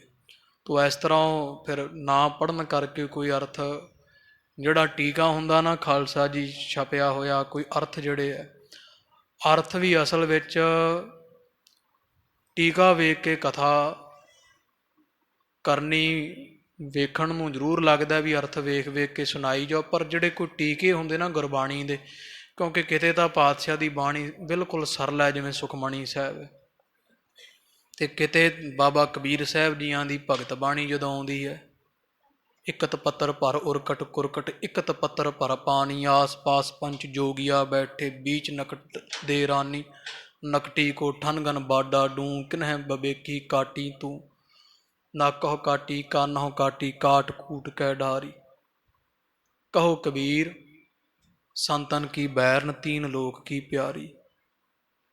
ਤੇ ਇਸ ਤਰ੍ਹਾਂ ਜਿੱਥੇ ਸਾਧ ਸੰਗਤ ਜੀ ਐਸੇ ਵਿਦਾਂਤ ਦੇ ਜਾਂ ਕੋਈ ਗੱਲ ਕਰਦੇ ਕਵੀ ਵਾਹਿਗੁਰੂ ਬਾਬਾ ਕਬੀਰ, ਬਾਬਾ ਫਰੀਦ ਸਾਹਿਬ ਜੀ, ਫਿਰ ਉੱਥੇ ਨਹੀਂ ਨਾ ਹੈ ਵੇਖ ਕੇ ਅਰਥ ਹੁੰਦਾ ਕੋਈ ਟੀਕੇ ਤੋਂ। ਤੋ ਇਸ ਕਰਕੇ ਉਹਦੇ ਵਾਸਤੇ ਅਭਿਆਸ ਚਾਹੀਏ। ਤੋ ਇਹ ਫਰਕ ਪੈ ਜਾਂਦਾ ਵੀ ਜਦੋਂ ਫਿਰ ਕੋਈ ਇਹੋ ਜਿਹਾ ਕਥਾ ਕਰ ਦੋ, ਸੰਗਤ ਵਿਚਾਰੀ ਉਵੇਂ ਗ੍ਰਹਿਣ ਕਰ ਲੈਂਦੀ ਹੈ ਕਿ ਖਰੇ ਮਹਾਰਾਜ ਐਂ ਹੀ ਕਹਿੰਦੇ ਵੀ ਸਹਿਜ ਨਾਲ ਉੱਠੋ ਤੇ ਸਹਿਜ ਨਾਲ ਹੀ ਸੌਵੋ ਰਾਤ ਨੂੰ। ਉਹ ਤਾਂ ਇਸ ਤਰ੍ਹਾਂ ਫਿਰ ਉਹ ਜੇ ਗੁਰਬਾਣੀ ਦਾ ਉਚਾਰਨ ਸੁੱਧ ਹੈ, ਉਚਾਰਨ ਸੋਧੇ ਦਾ ਖਾਲਸਾ ਜੀ ਜਿਹਦੇ ਨਾਲ ਅਰਥ ਸੁੱਧ ਹੋਵੇਗਾ, ਅਰਥ ਸੁੱਧ ਦਾ ਬੋਧ ਸੁੱਧ ਹੈ, ਬੋਧ ਸੁੱਧ ਦਾ ਖਾਲਸਾ ਜੀ ਗਿਆਨ ਜਿਹੜਾ ਵੈ, ਅਨੁਭਵ ਜਿਹੜਾ ਪ੍ਰਾਪਤੀ ਹੈ, ਫਲ ਹੈ, ਉਹ ਵੀ ਸੁੱਧ ਹੁੰਦਾ। ਤੋ ਇਸ ਤਰ੍ਹਾਂ ਹੁਣ ਇਹ ਭਾਈ ਮਾਧੋ ਜੀ ਜਿਹੜੇ ਹੈ ਬੜੇ ਗੁਰਮੁਖ ਪਿਆਰੇ ਹੈ, ਮਹਾਰਾਜ ਦੇ ਬੜਾ ਸਮਾਂ ਗੁਰਬਾਣੀ ਪੜ੍ਹਨ ਵਾਲੇ, ਸੁਣਨ ਵਾਲੇ, ਅਭਿਆਸ ਕਰਨ ਵਾਲੇ ਹੈ। ਤੇ ਕਵੀ ਜੀ ਕਹਿੰਦੇ ਅਰਥ ਕਰਨ ਵਿੱਚ ਬੜੇ ਯਥਾਰਥ ਹੈ ਵੀ ਜੈਥਾ ਜਥਾ ਪ੍ਰਕਰਨ ਤਥਾ ਅਰਥੰ, ਗੁਰਮਤਿ ਦੇ ਵਿੱਚੋਂ ਬਾਹਰ ਨਹੀਂ ਜਾਂਦੇ ਅਰਥ ਕਰਦੇ ਹੋਏ। ਪੁਰ ਮਹਿ ਕਰਿਓ ਜਾਏ ਕਿਤ ਡੇਰਾ। ਤੇ ਇਹਨੇ ਫਿਰ ਇਸ ਤਰ੍ਹਾਂ ਕਸ਼ਮੀਰ ਵਿੱਚ ਭਾਈ ਮਾਧੋ ਜੀ ਗਏ, ਜਾ ਕੇ ਕਸ਼ਮੀਰ ਦੇ ਕਿਸੇ ਇਲਾਕੇ ਪਿੰਡ ਵਿੱਚ ਡੇਰਾ ਕਰ ਲਿਆ ਹੈ। ਉਪਦੇਸ਼ਣ ਲਾਗਿਓ ਜਿਸ ਬੇਰਾ। ਤੇ ਜਦੋਂ ਇਹ ਫਿਰ ਕਥਾ ਆਰੰਭ ਕੀਤੀ ਨਾ, ਆਪਦੀ ਕਥਾ ਦਾ ਜਦੋਂ 2 ਵੇਲੇ ਦੀਵਾਨ ਸਜਨ ਕਰਨ, ਪਹਿਲਾਂ ਥੋੜ੍ਹੀ ਸੰਗਤ ਆਵੇ ਵਧਣ ਲੱਗ ਪਈ, ਤੇ ਕਸ਼ਮੀਰ ਦੇ ਵਿੱਚ ਜਦੋਂ ਭਾਈ ਮਾਧੋ ਜੀ ਕਥਾ ਕਰਨੀ ਆਰੰਭ ਕੀਤੀ ਹੈ, ਮਿਲ ਪੰਡਿਤ ਮਾਧੋ ਟਿਗ ਆਏ। ਤੇ ਹੁਣ ਸੰਗਤਾਂ ਬੜੀਆਂ ਜਾਇਆ ਕਰਨ ਕਥਾ ਸੁਣਨ, ਬਹੁਤ ਜਥੇ ਵੱਜ ਵੱਜ ਕੇ ਕਸ਼ਮੀਰ ਵਿੱਚ ਧੁੰਮ ਪਾ ਦਿੱਤੀ ਗੁਰੂ ਕੇ ਸਿੱਖ ਨੇ, ਕਿਉਂਕਿ ਯਥਾਰਥ ਭਗਤਾ ਸੀ, ਗੁਰੂ ਕੀ ਭਾਉ ਪ੍ਰੇਮਾ ਭਗਤੀ ਵਾਲਾ ਸੀ। ਪੰਡਤਾਂ ਨੂੰ ਬੜਾ ਫਿਕਰ ਪੈ ਗਿਆ ਵੀ ਹੁਣ ਇਹ ਕਿਹੜਾ ਆ ਗਿਆ ਵੀ ਗੁਰੂ ਨਾਨਕ ਪਾਤਸ਼ਾਹ ਦੇ ਘਰ ਦੀ ਗੱਲ ਕਰਨ ਵਾਲਾ ਭਾਈ। ਤੋ ਇਹ ਪਖੰਡ ਦਾ ਖੰਡਨ ਕਰਦੇ ਆ ਭਾਈ ਮਾਧੋ ਜੀ, ਤੇ ਪੰਡਤਾਂ ਦਾ ਜਿਹੜਾ ਰੋਟੀ ਪਾਣੀ ਪਖੰਡ ਕਰਕੇ ਚੱਲਦਾ। ਸਾਰੇ ਇਕੱਠੇ ਹੋ ਕਰਕੇ ਭਾਈ ਮਾਧੋ ਜੀ ਪਾਸ ਆਏ ਹਨ। ਭਾਖਾ ਕੀਨਾ ਕਥਾ ਹਮ ਪਾਏ। ਕਹਿੰਦੇ ਭਾਈ ਮਾਧੋ ਜੀ ਤੁਸੀਂ ਕਿੱਥੋਂ ਆ ਕੇ ਇੱਥੇ ਕਥਾ ਕਰਨ ਲੱਗ ਪਿਓ? ਗੁਰਮੁਖੀ ਦੀ ਭਾਸ਼ਾ ਨਹੀਂ ਸਾਡੇ ਮਨ ਨੂੰ ਚੰਗੀ ਲੱਗਦੀ, ਸਵਾਦ ਤਾਂ ਆਇਆ ਜੇ ਸੰਸਕ੍ਰਿਤ ਵਿੱਚ ਕਥਾ ਕਰੋ ਤਾਂ। ਆਹ ਸਧਾਰਨ ਬੋਲੀ ਆਮ ਲੋਕਾਂ ਦੀ, ਇਹਦੀ ਕਥਾ ਨਹੀਂ ਸਾਨੂੰ ਚੰਗੀ ਲੱਗਦੀ ਹੈ। ਸੁਰਬਾਨੀ ਤਜ ਕਿਮ ਇਹ ਤਾਰੈ। ਅਸੀਂ ਵਿਦਵਾਨ ਪੰਡਤ ਲੋਕ ਦੇਵਤਿਆਂ ਦੀ ਜਿਹੜੀ ਬੋਲੀ ਬਾਣੀ ਕਹੀ ਜਾਂਦੀ ਸੰਸਕ੍ਰਿਤ, ਉਹਨੂੰ ਛੱਡ ਕੇ ਕਿਵੇਂ ਤੁਹਾਡੀ ਆ ਸਧਾਰਨ ਗੁਰਮੁਖੀ ਬਾਣੀ ਨੂੰ ਹਿਰਦੇ ਵਿੱਚ ਧਾਰ ਲਈਏ। ਨਹਿ ਆਵਤ ਇਮ ਹਿਰਦੈ ਹਮਾਰਾ। ਇਹ ਨਹੀਂ ਸਾਡੇ ਹਿਰਦੇ ਵਿੱਚ ਆਉਂਦੀ, ਸਾਨੂੰ ਇਹ ਉਪਦੇਸ਼ ਜਿਹੜਾ ਗੁਰਮੁਖੀ ਵਿੱਚ ਬਿਲਕੁਲ ਪਸੰਦ ਨਹੀਂ ਹੈ। ਸੁਣ ਮਾਧੋ ਤਬ ਜੁਗਤ ਬਖਾਨੀ। ਤੇ ਜੁਗਤੀ ਸਹਿਤ ਭਾਈ ਮਾਧੋ ਜੀ ਇਹਨਾਂ ਨੂੰ ਜਵਾਬ ਦਿੱਤਾ, ਜਿਸ ਨਰ ਲਾਗੀ ਖੁਦਾ ਮਹਾਨੀ। ਮਹਾਰਾਜ ਕਹਿੰਦੇ ਪੰਡਤ ਜੀ ਮਾਨੋ ਜਿਸ ਮਨੁੱਖ ਨੂੰ ਬਹੁਤ ਤੇਜ ਭੁੱਖ ਲੱਗ ਜਾਂਦੀ ਹੈ, ਸੋ ਜੇ ਪ੍ਰਤੀਖ ਹੈ ਕੰਚਨ ਬਾਸਨ। ਤੇ ਉਹ ਹੁਣ ਆਖੇ ਵੀ ਮੈਂ ਤਾਂ ਖਾਣਾ ਹੀ ਸੋਨੇ ਦੇ ਭਾਂਡਿਆਂ 'ਚ, ਪਹਿਲਾਂ ਸੋਨੇ ਦੇ ਭਾਂਡੇ 'ਚ ਲੈ ਕੇ ਆਓ ਫਿਰ ਮੈਂ ਖਾਵਾਂਗਾ। ਕਹਿੰਦੇ ਭਾਈ ਮਾਧੋ ਜੀ ਪੰਡਤ ਜੀ ਜੇ ਕੋਈ ਭੁੱਖਾ ਬਹੁਤ ਭੁੱਖ ਨਾਲ ਮਰਦਾ ਹੋਵੇ ਤੇ ਉਲਟਾ ਸਗੋਂ ਇਹ ਆਖੇ ਵੀ ਮੈਂ ਤਾਂ ਸੋਨੇ ਦੇ ਭਾਂਡਿਆਂ ਵਿੱਚ ਖਾਵਾਂਗਾ, ਸੋਨੇ ਦੇ ਭਾਂਡਿਆਂ ਵਿੱਚ ਭੋਜਨ ਦੀ ਉਡੀਕ ਕਰਦਾ ਹੋਵੇ। ਕਰਹਿ ਜਤਨ ਤੇ ਪੂਜਹਿ ਆਸਨਾ। ਤੇ ਜਿੰਨਾ ਮਰਜ਼ੀ ਯਤਨ ਕਰ ਲਵੇ, ਹੁਣ ਐਡੀ ਛੇਤੀ ਸੋਨੇ ਦੇ ਭਾਂਡੇ ਉਹਦੇ ਕੋਲ ਕਿੱਥੋਂ ਆਉਣ? ਸੋਨੇ ਦੇ ਭਾਂਡਿਆਂ ਵਿੱਚ ਕਿੱਥੋਂ ਪ੍ਰਸ਼ਾਦਾ ਆਵੇਗਾ? ਨਹੀਂ ਉਹਦੀ ਆਸ ਪੂਰੀ ਹੋਵੇਗੀ। ਪ੍ਰਾਨ ਹਾਨ ਤਬਲਾ ਹੋਏ ਜਾਤ। ਤੇ ਜਿੰਨੇ ਚ ਇਹਨੂੰ ਸੋਨੇ ਦੇ ਭਾਂਡੇ ਬਣ ਕੇ ਉਹਦੇ ਲਈ ਪ੍ਰਸ਼ਾਦਾ ਆਉਣਾ ਹੈ, ਉਨੇ ਸਮੇਂ ਨੂੰ ਤਾਂ ਉਹਦੇ ਪ੍ਰਾਣ ਨਾਸ਼ ਹੋ ਜਾਣੇ ਹਨ। ਬਿਨ ਤਿਸ ਮਿਲੇ ਨਾ ਭੋਜਨ ਖਾਤ। ਤੇ ਜਦੋਂ ਭੋਜਨ ਨਾ ਮਿਲਿਆ, ਭੋਜਨ ਖਾਣ ਤੋਂ ਬਿਨਾਂ ਮਰ ਜਾਵੇਗਾ। ਦੂਸਰ ਛੁਦਿਤ ਆਹਾਰ ਨਿਹਾਰਾ। ਤੇ ਇੱਕ ਉਹ ਮਨੁੱਖ ਹੈ ਜਿਹਨੂੰ ਬਹੁਤ ਭੁੱਖ ਲੱਗੀ ਹੈ ਪ੍ਰਸ਼ਾਦਾ ਛਕਣ ਦੀ, ਜਿਸ ਕਿਸ ਬਾਸਣ ਸੋਚ ਮਹਿ ਧਾਰਾ। ਤੇ ਉਹਨੂੰ ਬਸ ਜਿਹੜੇ ਮਰਜ਼ੀ ਬਰਤਨ ਚ ਫੜਾ ਦਿਓ ਛਕ ਲੈਂਦਾ। ਬਸ ਇਹ ਵੇਖਦਾ ਵੀ ਬਸ ਬਰਤਨ ਸੁੱਚਾ ਹੋਵੇ ਇਕੱਲਾ, ਚਾਹੇ ਕੋਈ ਸਟੀਲ ਦਾ, ਚਾਹੇ ਕੋਈ ਮਿੱਟੀ ਦਾ ਬਰਤਨ ਹੈ, ਕੋਈ ਸਰਬਲੋ ਦਾ, ਤੇ ਚਾਹੇ ਪੱਤਲ ਹੋਵੇ। ਇੱਕ ਉਹ ਜਿਹੜਾ ਛਕਣ ਦੀ ਬੜੀ ਇੱਛਾ ਰੱਖਦਾ, ਕੋਈ ਸੋਨੇ ਦੇ ਭਾਂਡੇ ਉਡੀਕੀ ਜਾਵੇ। ਤੇ ਦੂਜਾ ਜਿਹੜਾ ਉਹ ਇੱਛਾ ਇਹੀ ਹੈ ਕੇਵਲ ਵੀ ਬਸ ਸੁੱਚਾ ਹੋਵੇ ਬਰਤਨ, ਬਰਤਨ ਜਿਹੋ ਜਿਹਾ ਮਰਜ਼ੀ ਹੋਵੇ, ਉਹਨੂੰ ਬਰਤਨ ਨਾਲ ਕੋਈ ਨਹੀਂ, ਭੋਜਨ ਨਾਲ ਮਤਲਬ ਹੈ। ਅਚਹਿ ਆਨੰਦ ਹੋਏ ਕਰ ਜੀਵਤ। ਤੇ ਉਹ ਆਨੰਦ ਸਹਿਤ ਛਕ ਲੈਂਦਾ ਪ੍ਰਸ਼ਾਦਾ, ਤੇ ਪ੍ਰਾਣ ਬਚ ਜਾਂਦੇ, ਭੁੱਖਾ ਨਹੀਂ ਮਰੇਗਾ। ਸਰਬ ਭਾਂਤ ਕੋ ਸਮਰੱਥ ਥੀਵਤ। ਤੇ ਸਰਬ ਤਰ੍ਹਾਂ ਦੇ ਨਾਲ ਸਮਰੱਥ ਵੀ ਟਿਕੇਗਾ, ਸਿਆਣਾ ਵੀ ਅਖਵਾਵੇਗਾ। ਮਹਾਂ ਜਤਨ ਤੇ ਲਹਿ ਸੁਰਬਾਨੀ। ਇਸ ਲਈ ਬ੍ਰਾਹਮਣ ਜੀ ਤੁਸੀਂ ਕਹਿੰਦੇ ਹੋ ਵੀ ਸੰਸਕ੍ਰਿਤ ਹੀ ਸਾਰਿਆਂ ਤੋਂ ਯੋਗ ਹੈ, ਸੰਸਕ੍ਰਿਤ 'ਚ ਕਥਾ ਕਰੋ। ਕਹਿੰਦੇ ਕਥਾ ਅਸੀਂ ਸੰਸਕ੍ਰਿਤ ਵਿੱਚ ਵੀ ਕਰ ਦਈਏ, ਪਰ ਇਹਨਾਂ ਨੂੰ ਸਮਝ ਕੀ ਪਵੇਗੀ ਵਿਚਾਰਿਆਂ ਨੂੰ ਵੀ ਉਹ ਤਾਂ ਇਹ ਗੱਲ ਹੈ ਵੀ ਮਰਦੇ ਤਾਂ ਪਾਪ ਨਾਲ ਲੋਕ ਅੱਜ ਪਏ ਹੈ। ਉਹ ਆਖਣ ਜੀ ਮਹਾਰਾਜ ਅਸੀਂ ਪਾਪ ਨਾਲ ਮਨ ਬੜਾ ਵਿਆਕੁਲ ਹੁੰਦਾ, ਵਿਸ਼ਿਆਂ ਦੀ ਢਾਹ ਲੱਗੀ ਹੋਈ ਹੈ, ਅਤੇ ਮੈਂ ਉਹਨਾਂ ਨੂੰ ਕੀ ਆਖਾਂ ਵੀ ਪਹਿਲਾਂ ਕਾਂਸੀ ਜਾ ਕੇ ਤੁਸੀਂ 20 ਸਾਲ ਸੰਸਕ੍ਰਿਤ ਸਿੱਖ ਕੇ ਆਓ। ਤੋ ਇਸ ਤਰ੍ਹਾਂ ਭਾਈ ਮਾਧੋ ਜੀ ਨੇ ਜਵਾਬ ਦਿੱਤਾ ਵੀ ਭਾਈ ਜਿਵੇਂ ਭੁੱਖਾ ਨਹੀਂ ਵੇਖਦਾ ਵੀ ਬਰਤਨ, ਉਹਨੂੰ ਤਾਂ ਸਮਾਂ ਚਾਹੀਦਾ, ਬਸ ਜਿਹੋ ਜਿਹਾ ਮਰਜ਼ੀ ਬਰਤਨ ਹੋਵੇ ਛਕ ਲਵੇਗਾ।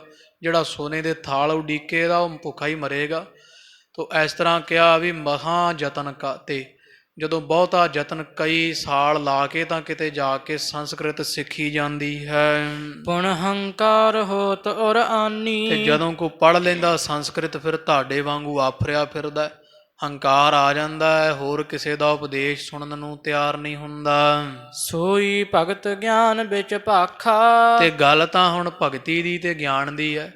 ਤੇ ਜੇ ਉਹੀ ਗਿਆਨ ਤੇ ਭਗਤੀ ਦੇ ਸੁਮੇਲ ਵਾਲਾ ਉਪਦੇਸ਼ ਇਹਨਾਂ ਨੂੰ ਸਰਲ ਭਾਸ਼ਾ, ਜਿਹੜੀ ਭਾਸ਼ਾ ਇਹ ਜਾਣਦੇ ਲੋਕ, ਸਿੱਧਾ ਉਸੇ 'ਚ ਹੀ ਸਮਝਾ ਦਈਏ ਤਾਂ ਜਿਸ ਕੋ ਮੁਕਤ ਹੋਣ ਅਭਿਲਾਖਾ। ਤੇ ਜਿਹੜੇ ਪ੍ਰਾਣੀ ਨੂੰ ਮੁਕਤ ਹੋਣ ਦੀ ਇੱਛਾ ਲੱਗੀ ਹੋਵੇ, ਗੁਰਮਤਿ ਪਾਏ ਸੋ ਹੋਏ ਨਿਹਾਲ। ਉਹ ਗੁਰੂ ਨਾਨਕ ਪਾਤਸ਼ਾਹ ਦੀ ਮੱਤ ਪਾ ਕੇ ਨਿਹਾਲੋ ਨਿਹਾਲ ਹੋ ਜਾਵੇਗਾ। ਬ੍ਰਹਮ ਗਿਆਨ ਅਰ ਕ੍ਰਿਤ ਸਮਚਾਲ। ਕਿਉਂਕਿ ਪੰਡਤ ਜੀ ਜਿਹੜਾ ਬ੍ਰਹਮ ਗਿਆਨ ਹੁੰਦਾ ਹੈ ਨਾ, ਤੇ ਜਿਹੜਾ ਦੂਜਾ ਘਿਓ ਹੁੰਦਾ, ਘਿਓ ਤੇ ਬ੍ਰਹਮ ਗਿਆਨ ਦੋਵੇਂ ਇੱਕੋ ਵਰਗੇ ਹੁੰਦੇ, ਇਹਨਾਂ ਦੀ ਮਰਿਆਦਾ ਇੱਕ ਹੁੰਦੀ ਹੈ।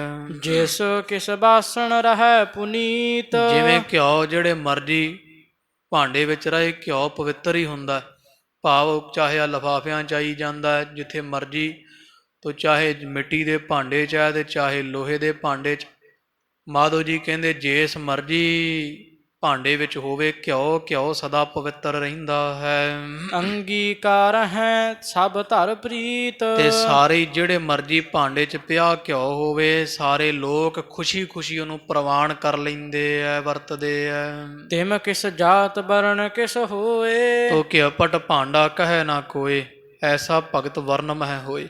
ਜਿਹੜੇ ਮਰਜ਼ੀ ਜਾਤ ਹੋਵੇ ਕਿਸੇ ਦੀ, ਕੋਈ ਕਿਸੇ ਦਾ ਵਰਨ ਆਸ਼ਰਮ ਹੋਵੇ ਜੀ।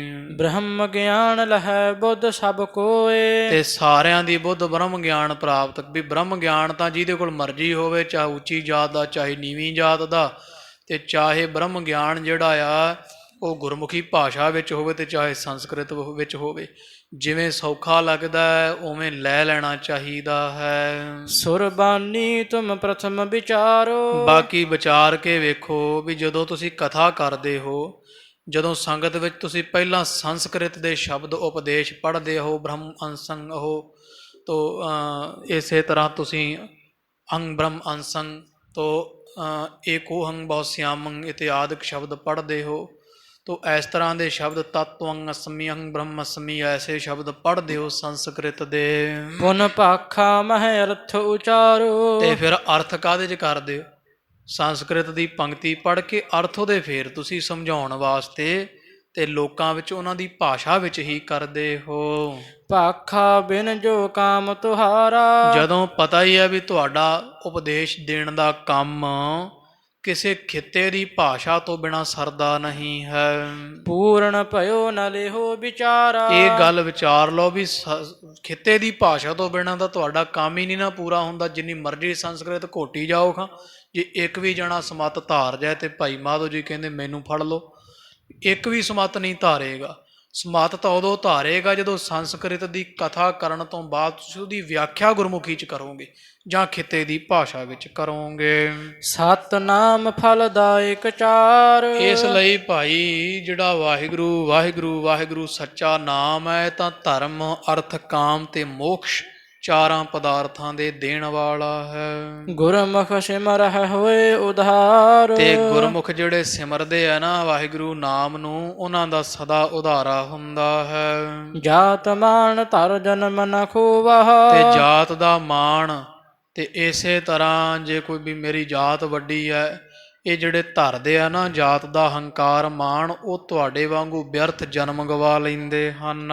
ਕਰਹ ਭਗਤ ਪ੍ਰਭ ਸਭ ਮਹਿ ਜੋਵਾਹ। ਇਸ ਲਈ ਪਾਂਡੇ ਜੀ ਸਾਨੂੰ ਵੀ ਬਾਣੀ ਪੜ੍ਹਨ ਦਿਓ ਤੇ ਤੁਸੀਂ ਵੀ ਪੜ੍ਹੋ, ਪਰਮੇਸ਼ਰ ਨਾਲ ਜੁੜੋ, ਜਾਤ ਦਾ ਹੰਕਾਰ ਛੱਡੋ ਤੇ ਨਾਮ ਬਾਣੀ ਪੜ੍ਹ ਕਰਕੇ ਪਰਮੇਸ਼ਰ ਨੂੰ ਸਾਰਿਆਂ ਦੇ ਵਿੱਚ ਤੁਹਾਨੂੰ ਵੇਖਣਾ ਚਾਹੀਦਾ ਹੈ। ਕਹਿ ਪੰਡਤ ਹਮ ਭਾਖਾ ਕਹੈ। ਤੋ ਪੰਡਤ ਜੀ ਕਹਿੰਦੇ ਵੀ ਅਸੀਂ ਤਾਂ ਭਾਸ਼ਾ ਵਿੱਚ ਕਥਾ ਕਰਦੇ ਹਾਂ ਜਦੋਂ ਪਹਿਲਾਂ ਸੰਸਕ੍ਰਿਤ ਦਾ ਪੰਕਤੀ ਪੜ੍ਹ ਕੇ ਮਗਰ ਉਹਦੇ ਅਰਥ ਅਸੀਂ ਤਾਂ ਕਿਸੇ ਖਿੱਤੇ ਦੀ ਭਾਸ਼ਾ ਵਿੱਚ ਕਰਦੇ ਹਾਂ। ਮੂਢਨ ਸਮਝਾਵਣ ਕੋ ਚਾਹੈ। ਤਾਂ ਕਿ ਮੂਰਖ ਤੋਂ ਮੂਰਖਾਂ ਨੂੰ ਵੀ ਸਾਡੇ ਸੰਸਕ੍ਰਿਤ ਦੇ ਸ਼ਲੋਕਾਂ ਦੀ ਸਮਝ ਪੈ ਜਾਵੇ। ਸੁਣ ਮਾਧੋ ਨੇ ਫੇਰ ਬਖਾਨਾ। ਸੁਣ ਕੇ ਭਾਈ ਮਾਧੋ ਜੀ ਫੇਰ ਬੋਲੇ ਹਨ। ਪਾਰ ਬ੍ਰਹਮ ਕਰਤਾਰ ਮਹਾਨਾ। ਇਹ ਪਾਂਡੇ ਬ੍ਰਾਹਮਣ ਜੀ, ਜਿਹੜਾ ਪਾਰ ਬ੍ਰਹਮ ਹੈ ਨਾ ਪਰਮੇਸ਼ਰ, ਉਹ ਬੜਾ ਕਰਨ ਕਰੀਮ ਹੈ, ਬੜਾ ਭਾਰੀ ਪਰਮੇਸ਼ਰ, ਸਭ ਕਾਰਜਾਂ ਦੇ ਕਰਨ ਵਾਲਾ। ਜਿਸ ਕੇ ਸਵਾਸ ਵੇਦ ਸਭ ਜੋਵਾ। ਤੇ ਜਾਣ ਲਓ ਵੀ ਜਿਹੜੇ ਸਾਰੇ ਵੇਦ ਹੈ ਤੁਹਾਡੇ ਅਨੁਸਾਰ ਉਸੇ ਅਕਾਲ ਪੁਰਖ ਦੇ ਸਵਾਸ ਮੰਨੇ ਹਨ। ਸੋ ਸਰੂਪ ਸ੍ਰੀ ਨਾਨਕ ਹੋਵਾ। ਤੇ ਉਹ ਅਕਾਲ ਪੁਰਖ ਜਿਹਦੇ ਸਵਾਸ ਵੇਦ ਨੇ, ਉਹੀ ਅਕਾਲ ਪੁਰਖ ਤਾਂ ਸਰਗੁਣ ਸਰੂਪ ਵਿੱਚ ਧੰਨ ਗੁਰੂ ਨਾਨਕ ਜੀ ਹੋਏ ਆ।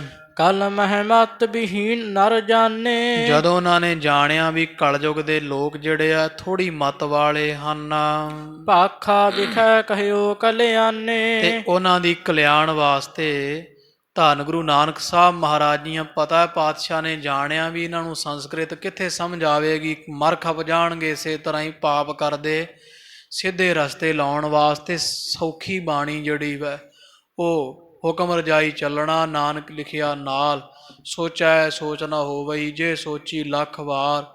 ਇਸ ਤਰ੍ਹਾਂ ਸੁਖਾਲਾ ਹੀ ਸ਼ਬਦ ਜਿਹੜਾ ਅੰਮ੍ਰਿਤ ਵੇਲਾ ਸੱਚ ਨਾਉ ਵਡਿਆਈ ਵਿਚਾਰ, ਕਰਮੀ ਆਵੈ ਕੱਪੜਾ ਨਦਰੀ ਮੋਖ ਦੁਆਰ। ਤੋ ਗੁਰਾ ਇੱਕ ਦੇਹ ਬੁਝਾਈ ਸਭਨਾ ਜੀਆ ਕਾ, ਇੱਕ ਦਾਤਾ ਸੋ ਮੈਂ ਵਿਸਰ ਨਾ ਜਾਈ। ਇਸ ਤਰ੍ਹਾਂ ਨਾਨਕ ਨੀਚ ਕਹਿ ਵਿਚਾਰ, ਵਾਰਿਆ ਨਾ ਜਾਵਾ ਏਕ ਵਾਰ। ਜੋ ਤੁਧ ਭਾਵੈ ਸਾਈ ਭਲੀ ਕਾਰ, ਤੂੰ ਸਦਾ ਸਲਾਮਤ ਨਿਰੰਕਾਰ। ਇਹੋ ਜਿਹੇ ਸਿੱਧੇ ਹੀ ਮਹਾਰਾਜ ਦੀਆਂ ਸੌਖੇ ਉਪਦੇਸ਼ ਬਖਸ਼ਿਸ਼ ਕੀਤੇ ਤਾਂ ਕਿ ਇਹਨਾਂ ਮੂਰਖਾਂ ਦੀ ਵੀ ਪੜ੍ਹ ਕੇ ਸੁਣ ਕੇ ਬਾਣੀ ਕਲਿਆਣ ਹੋ ਪਾਵੇ। ਗੁਰੂ ਸ਼ਬਦ ਤੇ ਹੋਏ ਮਨ ਨੀਵਾ। ਗੁਰੂ ਕੇ ਸ਼ਬਦ ਤੋਂ ਮਨ ਜਿਹੜਾ ਨੀਵਾ ਹੁੰਦਾ ਸੁਣ ਕਰਕੇ। ਸੰਸਕ੍ਰਿਤ ਤੇ ਮਾਨ ਬਧੀਵਾ। ਤੇ ਫਰਕ ਇਹ ਹੈ ਵੀ ਸੰਸਕ੍ਰਿਤ ਦੇ ਨਾਲ ਹੰਕਾਰ ਆਉਂਦਾ ਹੈ, ਗੁਰੂ ਨਾਨਕ ਪਾਤਸ਼ਾਹ ਮਹਾਰਾਜ ਦੀ ਬਾਣੀ ਨਾਲ ਨਿਮਰਤਾ ਆਉਂਦੀ ਹੈ। ਜਿਨ ਮਾਨੀ ਸਾ ਸ੍ਰੀ ਸਤਿਗੁਰ ਬਾਣੀ। ਜਿਨ੍ਹਾਂ ਨੇ ਪਾਤਸ਼ਾਹ ਦੇ ਘਰ ਦਾ ਹੁਕਮ ਸਤ ਸਤ ਕਰਕੇ ਗੁਰਬਾਣੀ ਰੂਪ ਨੂੰ ਮੰਨਿਆ ਹੈ। ਸਰਬ ਸ਼ਕਤ ਜੁਤ ਭੇ ਬ੍ਰਹਮ ਗਿਆਨੀ। ਉਹ ਬੜੇ ਬੜੇ ਬ੍ਰਹਮ ਗਿਆਨੀ ਹੋਏ ਆ, ਭਾਈ ਮੰਝ ਜੀ ਵਰਗੇ, ਭਾਈ ਤਲੋਕੇ ਵਰਗੇ ਬੜੇ ਬੜੇ ਬ੍ਰਹਮ ਗਿਆਨੀ ਹੋਏ ਆ ਭਾਈ, ਜਿਨ੍ਹਾਂ ਨੇ ਗੁਰੂ ਨਾਨਕ ਪਾਤਸ਼ਾਹ ਦਾ ਉਪਦੇਸ਼ ਸਤ ਕਰਕੇ ਮੰਨਿਆ, ਸਰਬ ਸ਼ਕਤੀਮਾਨ ਹੋਏ ਹਨ।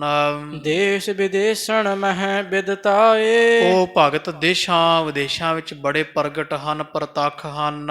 ਛਪੇ ਨਹੀਂ ਉਬਰੇ ਸਮੁਦਾਏ। ਤੋ ਗੁਰਮੁਖ ਕਾਲ ਵਿੱਚ ਪ੍ਰਗਟ ਹੋਇਆ, ਸਭ ਪਾਸੇ ਉਹਨਾਂ ਦੀ ਸ਼ੋਭਾ ਹੋ ਰਹੀ ਹੈ। ਬ੍ਰਾਹਮਣ ਜੀ ਕਿਤੇ ਗੁਰਮੁਖ ਛੁਪੇ ਨਹੀਂ ਹੋਏ, ਕਾਬਲ ਕੰਧਾਰ ਤੱਕ ਗੁਰੂ ਨਾਨਕ ਪਾਤਸ਼ਾਹ ਦੀ ਬਾਣੀ ਪੜ੍ਹਨ ਵਾਲੇ ਸਿੱਖਾਂ ਦਾ ਪ੍ਰਤਾਪ ਫੈਲਿਆ ਹੋਇਆ।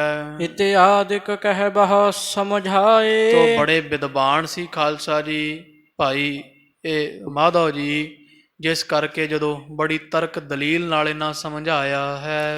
ਬਚਨ ਪ੍ਰਤਾਪ ਭਏ ਸਿੱਖ ਆਏ। ਬਾਕੀ ਅੰਦਰ ਸੱਚ ਹੋਣ ਕਰਕੇ ਗੁਰੂ ਕੇ ਸਿੱਖ ਦਾ ਬੜਾ ਪ੍ਰਤਾਪ ਵਧਿਆ ਤੇ ਵੱਡੇ ਵੱਡੇ ਬ੍ਰਾਹਮਣ ਵੀ ਖਾਲਸਾ ਜੀ ਫਿਰ ਇਹ ਬੋਧੀਆਂ ਵਾਲੇ ਵੀ ਇਹਨਾਂ ਨੇ ਸਿੱਖ ਬਣਾ ਲਏ ਸੀ। ਭਾਈ ਮਾਧੋ ਜੀ ਨੇ ਕਥਾ ਕੀਰਤਨ ਦੋਨਹ ਕਾਲ। ਦੋਵੇਂ ਸਮੇਂ ਕਸ਼ਮੀਰ ਦੇ ਪਿੰਡਾਂ ਦੇ ਵਿੱਚ ਕਥਾ ਤੇ ਕੀਰਤਨ ਹੁੰਦਾ ਹੈ। ਸੁਣਹਿ ਕਰਹਿ ਧਰ ਪ੍ਰੇਮ ਤੇ ਵਿਸ਼ਾਲ। ਜਿਹੜੇ ਬ੍ਰਾਹਮਣ ਪਾਂਡੇ ਕਦੇ ਦੂਜਿਆਂ ਨੂੰ ਬਾਣੀ ਨਹੀਂ ਸੀ ਪੜਨ ਦਿੰਦੇ ਕਸ਼ਮੀਰ ਦੇ, ਕਹਿੰਦੇ ਸੀ ਨਹੀਂ ਇਹ ਜਿਹੜਾ ਵਾ ਗੁਰੂ ਨਾਨਕ ਪਾਤਸ਼ਾਹ ਗੁਰਬਾਣੀ ਛੋਟੀ ਹੈ ਤੇ ਸੰਸਕ੍ਰਿਤ ਵੱਡੀ ਹੈ, ਇਹ ਪੜੋ। ਅੱਜ ਉਹ ਆਪ ਖਾਲਸਾ ਜੀ ਸਿੱਖ ਬਣੇ ਤੇ ਭਾਈ ਮਾਧੋ ਦੀ ਕਥਾ ਸੁਣਨ ਵਾਸਤੇ ਦੀਵਾਨ ਦੀ ਹਾਜ਼ਰੀ ਭਰਦੇ ਐ। ਧਰਮਸਾਲਪੁਰ ਵਿਖੇ ਬਣਾਈ। ਪਿੰਡਾਂ ਪਿੰਡਾਂ ਵਿੱਚ ਭਾਈ ਮਾਧੋ ਜੀਆਂ ਫਿਰ ਧਰਮਸਾਲਾਂ ਗੁਰੂ ਘਰ ਬਣਵਾਏ ਹਨ। ਸੇਵਹਿ ਸਤ ਸੰਗਤ ਸਮੁਦਾਈ। ਸਾਰੇ ਕਸ਼ਮੀਰ ਦੇ ਲੋਕ ਸਤਿਗੁਰੂ ਨਾਨਕ ਪਾਤਸ਼ਾਹ ਦੇ ਘਰ ਦੀ ਸੰਗਤ ਕਰਨ ਲੱਗੇ ਐ, ਬੜੀ ਸੇਵਾ ਹੁੰਦੀ ਹੈ। ਸਿੱਖਣ ਸੇਵ ਹੋਣ ਤਬ ਲਾਗੀ। ਤੇ ਕਿੱਥੇ ਸਿੱਖਾਂ ਨੂੰ ਕੋਈ ਬਾਣੀ ਨਹੀਂ ਸੀ ਪੜਨ ਦਿੰਦਾ, ਤਰਕਾਂ ਕਰਦੇ ਸੀ। ਹੁਣ ਸਾਰੇ ਸਿੱਖੀ ਫੈਲ ਰਹੀ ਹੈ ਤੇ ਸਿੱਖਾਂ ਦੀ ਬੜੀ ਸੇਵਾ ਹੋ ਰਹੀ ਪਹਾੜੀ ਇਲਾਕੇ ਵਿੱਚ। ਭਏ ਗੁਰੂ ਪਗ ਕੇ ਅਨੁਰਾਗੀ। ਸਾਰੇ ਗੁਰੂ ਘਰ ਦੇ ਅਨੁਰਾਗੀ ਪ੍ਰੇਮੀ ਹੋਏ ਹਨ। ਲੈ ਗੁਰਕਾਰ ਦਰਸ ਕੋ ਆਵੈ। ਤੇ ਛਮਾਈ ਬਾਅਦ ਦਸਵੰਧ ਕੱਢ ਕੱਢ ਕੇ ਕਸ਼ਮੀਰ ਦੀਆਂ ਸੰਗਤਾਂ ਜਿਹੜੀਆਂ ਭਾਈ ਮਾਧੋ ਜੀ ਨੇ ਜੋੜੀਆਂ ਮਹਾਰਾਜ ਦੇ ਚਰਨਾਂ ਨਾਲ, ਦਸਵੰਧ ਦੀ ਮਾਇਆ ਲੈ ਲੈ ਕੇ ਅੰਮ੍ਰਿਤਸਰ ਸਾਹਿਬ ਆਉਂਦੇ ਹਨ। ਹੋਤ ਨਿਹਾਲ ਪਰਮ ਸੁਖ ਪਾਵੈ। ਤੇ ਮਹਾਰਾਜ ਤੋਂ ਉਪਦੇਸ਼ ਦਰਸ਼ਨ ਸਿੱਖਿਆ ਲੈ ਕੇ ਨਿਹਾਲੋ ਨਿਹਾਲ ਹੋ ਜਾਂਦੇ ਐ, ਭਾਰੀ ਸੁਖ ਮਿਲਦਾ ਹੈ। ਇਮ ਸਿੱਖੀ ਬਿਥਰੀ ਕਸ਼ਮੀਰ। ਤੋ ਕਵੀ ਜੀ ਕਹਿੰਦੇ ਇਸ ਤਰ੍ਹਾਂ ਭਾਈ ਮਾਧੋ ਜੀਆਂ ਦੀ ਖਿਲਾਰੀ ਸਿੱਖੀ ਮਹਾਰਾਜ ਦੇ ਘਰ ਦੀ ਕਸ਼ਮੀਰ ਵਿੱਚ ਫਲੀ ਫੂਤ ਹੋ ਰਹੀ। ਸਿਮਰਹਿ ਸਤਨਾਮ ਧਰ ਧੀਰ। ਧੀਰਜ ਧਾਰ ਧਾਰ ਕੇ ਜਿਹੜੇ ਤੌਂਖਲੇ ਸਹਿਤ ਸੀ ਪੰਡਤ ਬ੍ਰਾਹਮਣ, ਉਹ ਵੀ ਅੱਜ ਵਾਹਿਗੁਰੂ ਵਾਹਿਗੁਰੂ ਵਾਹਿਗੁਰੂ ਕਰਦੇ ਹਨ।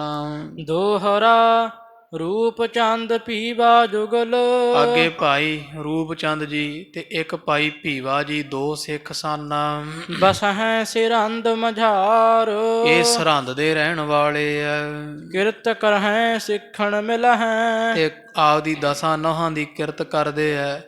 ਤੇ ਜਦੋਂ ਇਹਨਾਂ ਨੂੰ ਕਿਤੇ ਸਿੱਖ ਮਿਲਦਾ, ਕੋਈ ਸੰਗਤਾਂ ਇਹਨਾਂ ਦੇ ਘਰ ਆਉਂਦੀਆਂ, ਬਾਂਟਤ ਅਚਹਿ ਆਹਾਰ। ਤੇ ਕੀਤੀ ਹੋਈ ਦਸਾਂ ਨੋਹਾਂ ਦੀ ਕਿਰਤ ਵੰਡ ਮਿਲ ਕੇ ਸੰਗਤਾਂ ਨਾਲ ਛਕਦੇ ਐ। ਸਿੱਖਾਂ ਦੀ ਬੜੀ ਸੇਵਾ ਕਰਦੇ ਹਨ। ਚੌਪਈ ਪੁਰਬ ਦਿਵਸ ਮਹਿ ਅਸਨ ਬਣਾਵਹਿ। ਤੇ ਦਿਨ ਚੜ੍ਹਦਿਆਂ ਵੇਲੇ ਨਾਲ ਹੀ ਜਿਹੜਾ ਵੈ ਉਹ ਪ੍ਰਸ਼ਾਦਾ ਭੋਜਨ ਬਣਾ ਲੈਂਦੇ ਐ। ਸਿੱਖਣ ਕੋ ਤਰ ਭਾਉ ਅਚਾਵਹਿ। ਤੇ ਰਾਹੀ ਪਾਂਦੀ ਸਿੱਖ ਨੂੰ ਜਿਹੜਾ ਘਰ ਵਿੱਚ ਸੱਦ ਕੇ ਬੜੇ ਸ਼ਰਧਾ ਨਾਲ ਪ੍ਰਸ਼ਾਦਾ ਛਕਾਉਂਦੇ ਭਾਈ ਰੂਪ ਚੰਦ ਭੀਵਾ ਜੀ। ਏਕ ਮੁਗਲ ਤਿਨ ਕੇ ਟਿਗ ਆਏ। ਤੇ ਇਸ ਤਰ੍ਹਾਂ ਇਹ ਸ਼ਾਹੂਕਾਰ ਸੀ ਦੋਵੇਂ ਖਾਲਸਾ ਜੀ। ਇੱਕ ਸਮੇਂ ਦੀ ਗੱਲ ਕਵੀ ਜੀ ਕਹਿੰਦੇ ਇੱਕ ਮੁਗਲ ਸੀ ਇੱਥੋਂ ਦਾ ਸਰਹੰਦ ਦਾ, ਤੇ ਜ਼ਿਮੀਂਦਾਰੀ ਵਾਹੀ ਖੇਤੀ ਆਦਿਕ ਕਰਦਾ ਸੀ। ਤੇ ਉਹ ਚੱਲ ਕੇ ਇੱਕ ਵਾਰੀ ਇਹਨਾਂ ਦੇ ਪਾਸ ਆਇਆ ਹੈ। ਸੌਂਪੀ ਦੀਨਾਰ ਜੋ ਸਮੁਦਾਏ। ਤੇ 700 ਮੋਹਰ ਇਤਿਹਾਸ ਵਿੱਚ ਆਉਂਦਾ ਜੇਕਰ 700 ਮੋਹਰੇ ਮੁਗਲ ਨੇ ਇਹਨਾਂ ਨੂੰ ਦੋਨੋਂ ਭੀਵਾ ਜੀ ਤੇ ਭਾਈ ਰੂਪ ਚੰਦ ਨੂੰ ਰੱਖਣ ਵਾਸਤੇ ਸਾਂਭਣ ਵਾਸਤੇ ਦਿੱਤੀ ਹੈ।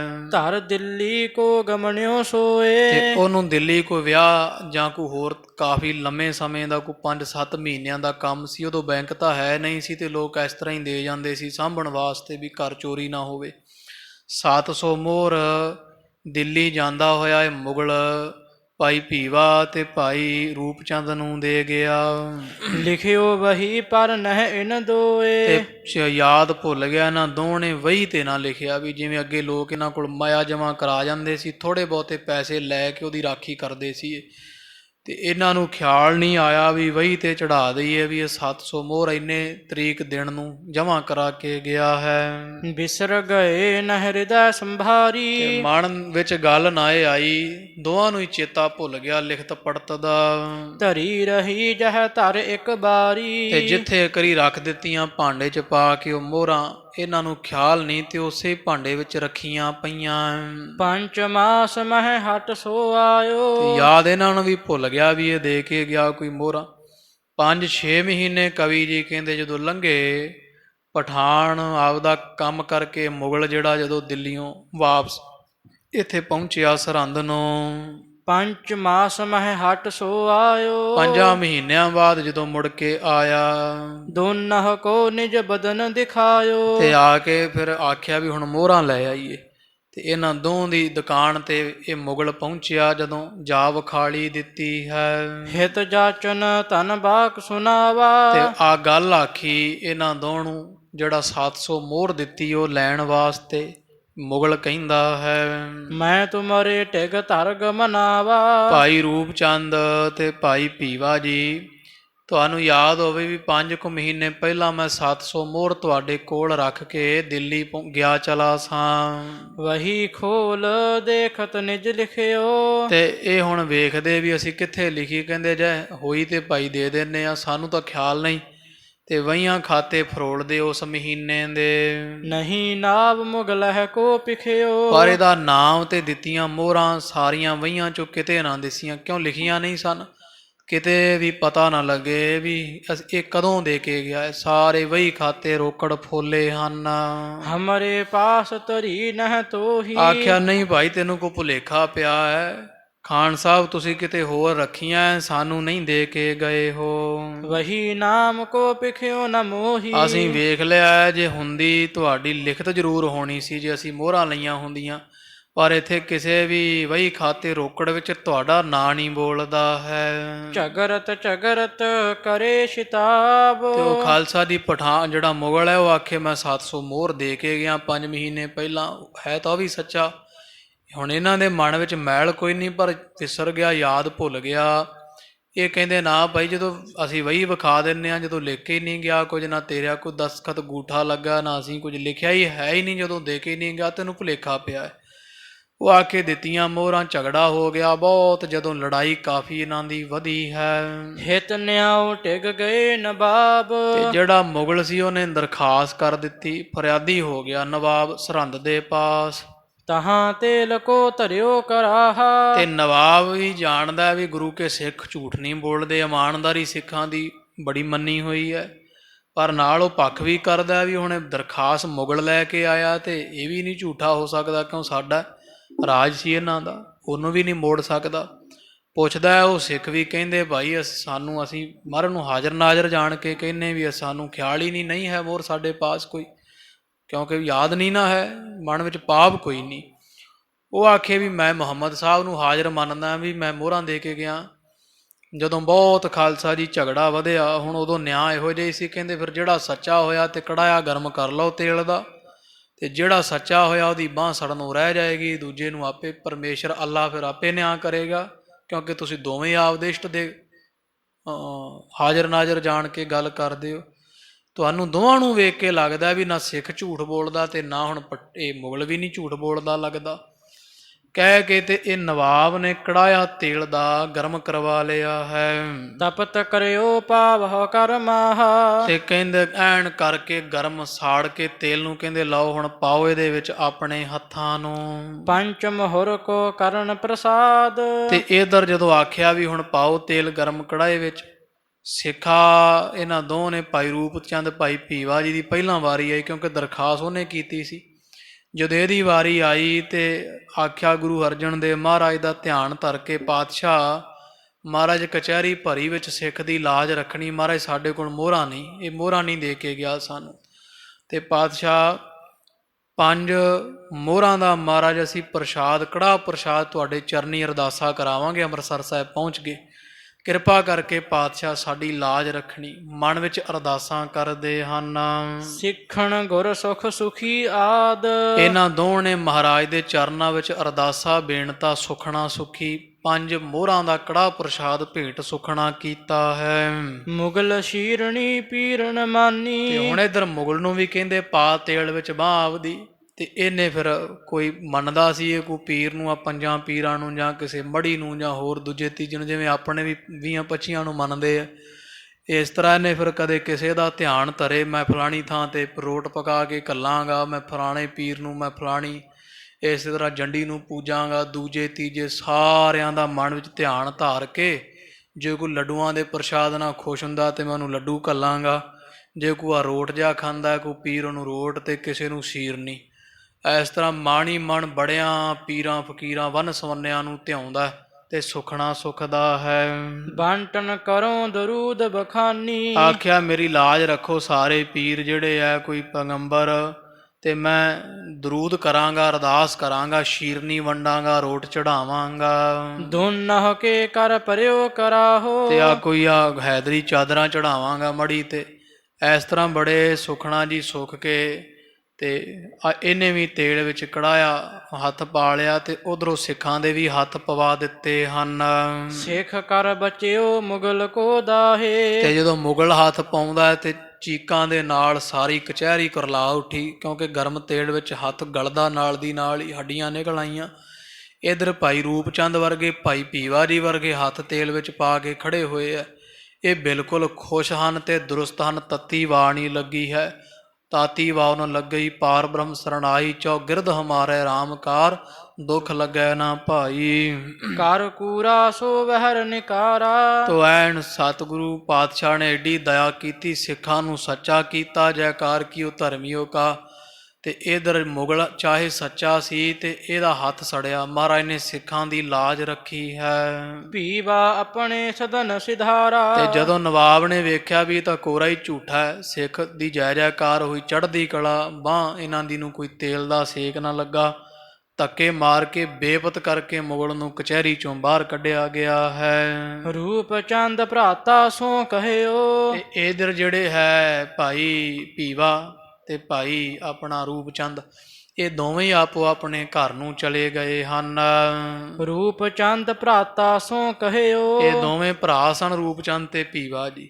ਤੇ ਜਿਹੜਾ ਰੂਪ ਚੰਦ ਹੈ ਉਹ ਭਾਈ ਭੀਵਾ ਆਪਣੇ ਭਰਾ ਜਿਹੜਾ ਲੱਗਦਾ ਰੂਪ ਚੰਦ ਦਾ, ਰੂਪ ਚੰਦ ਭਾਈ ਭੀਵਾ ਜੀ ਨੂੰ ਕਹਿਣ ਲੱਗਿਆ ਹੈ, ਕਿਉਂ ਧਨ ਮੁਗਲ ਮੰਗਵੋ ਚਹਿਓ। ਵੀ ਹੁਣ ਭੀਵਾ, ਇਹ ਮੇਰੇ ਭਰਾ ਤਾਂ ਵੀ ਹੁਣ ਮੁਗਲ ਨੇ ਏਡੀ ਵੱਡੀ ਦਰਖਾਸਤ ਦੇ ਦਿੱਤੀ ਜਾ ਕੇ ਉੱਥੇ ਕਚਹਿਰੀ ਵਿੱਚ, ਵੀ ਉਹਨੂੰ ਵੀ ਪਤਾ ਸੀ ਵੀ ਮੈਂ ਝੂਠਾ ਹੋਇਆ ਤੇ ਮੇਰਾ ਕੀ ਹਾਲ ਹੋਵੇਗਾ। ਵੀ ਐਵੇਂ ਤਾਂ ਨਹੀਂ ਮੁਗਲ ਨੇ ਆਪਣੇ ਤੇ ਦਰਖਾਸਤ ਦਿੱਤੀ ਹੋਣੀ। ਤਬ ਦੋਨੋਂ ਨੇ ਸਕਲ ਦੁਕਾਨ। ਵੀ ਹੋ ਸਕਦਾ ਆਪਾਂ ਨੂੰ ਵੀ ਭੁਲੇਖਾ ਲੱਗਿਆ ਹੋਵੇ, ਵੀ ਇੱਕ ਵਾਰੀ ਵੇਖਣਾ ਤਾਂ ਚਾਹੀਦਾ। ਵੀ ਬਾਕੀ ਉਹ ਡਰਿਆ ਨਹੀਂ ਤੇਲ 'ਚ ਹੱਥ ਪਾਉਣ ਲੱਗਿਆ, ਵੀ ਇਉਂ ਲੱਗਦਾ ਵੀ ਉਹਨੂੰ ਵੀ ਕੋਈ ਜਾਂ ਤਾਂ ਉਹਦੇ ਮਨ ਵਿੱਚ ਵੀ ਸੱਚ ਸੀ, ਵੀ ਜੇ ਝੂਠਾ ਹੁੰਦਾ ਤੇ ਉਦੋਂ ਹੀ ਕਹਿ ਦਿੰਦਾ ਵੀ ਮੈਂ ਤੇਲ 'ਚ ਹੱਥ ਨਹੀਂ ਪਾਉਣਾ।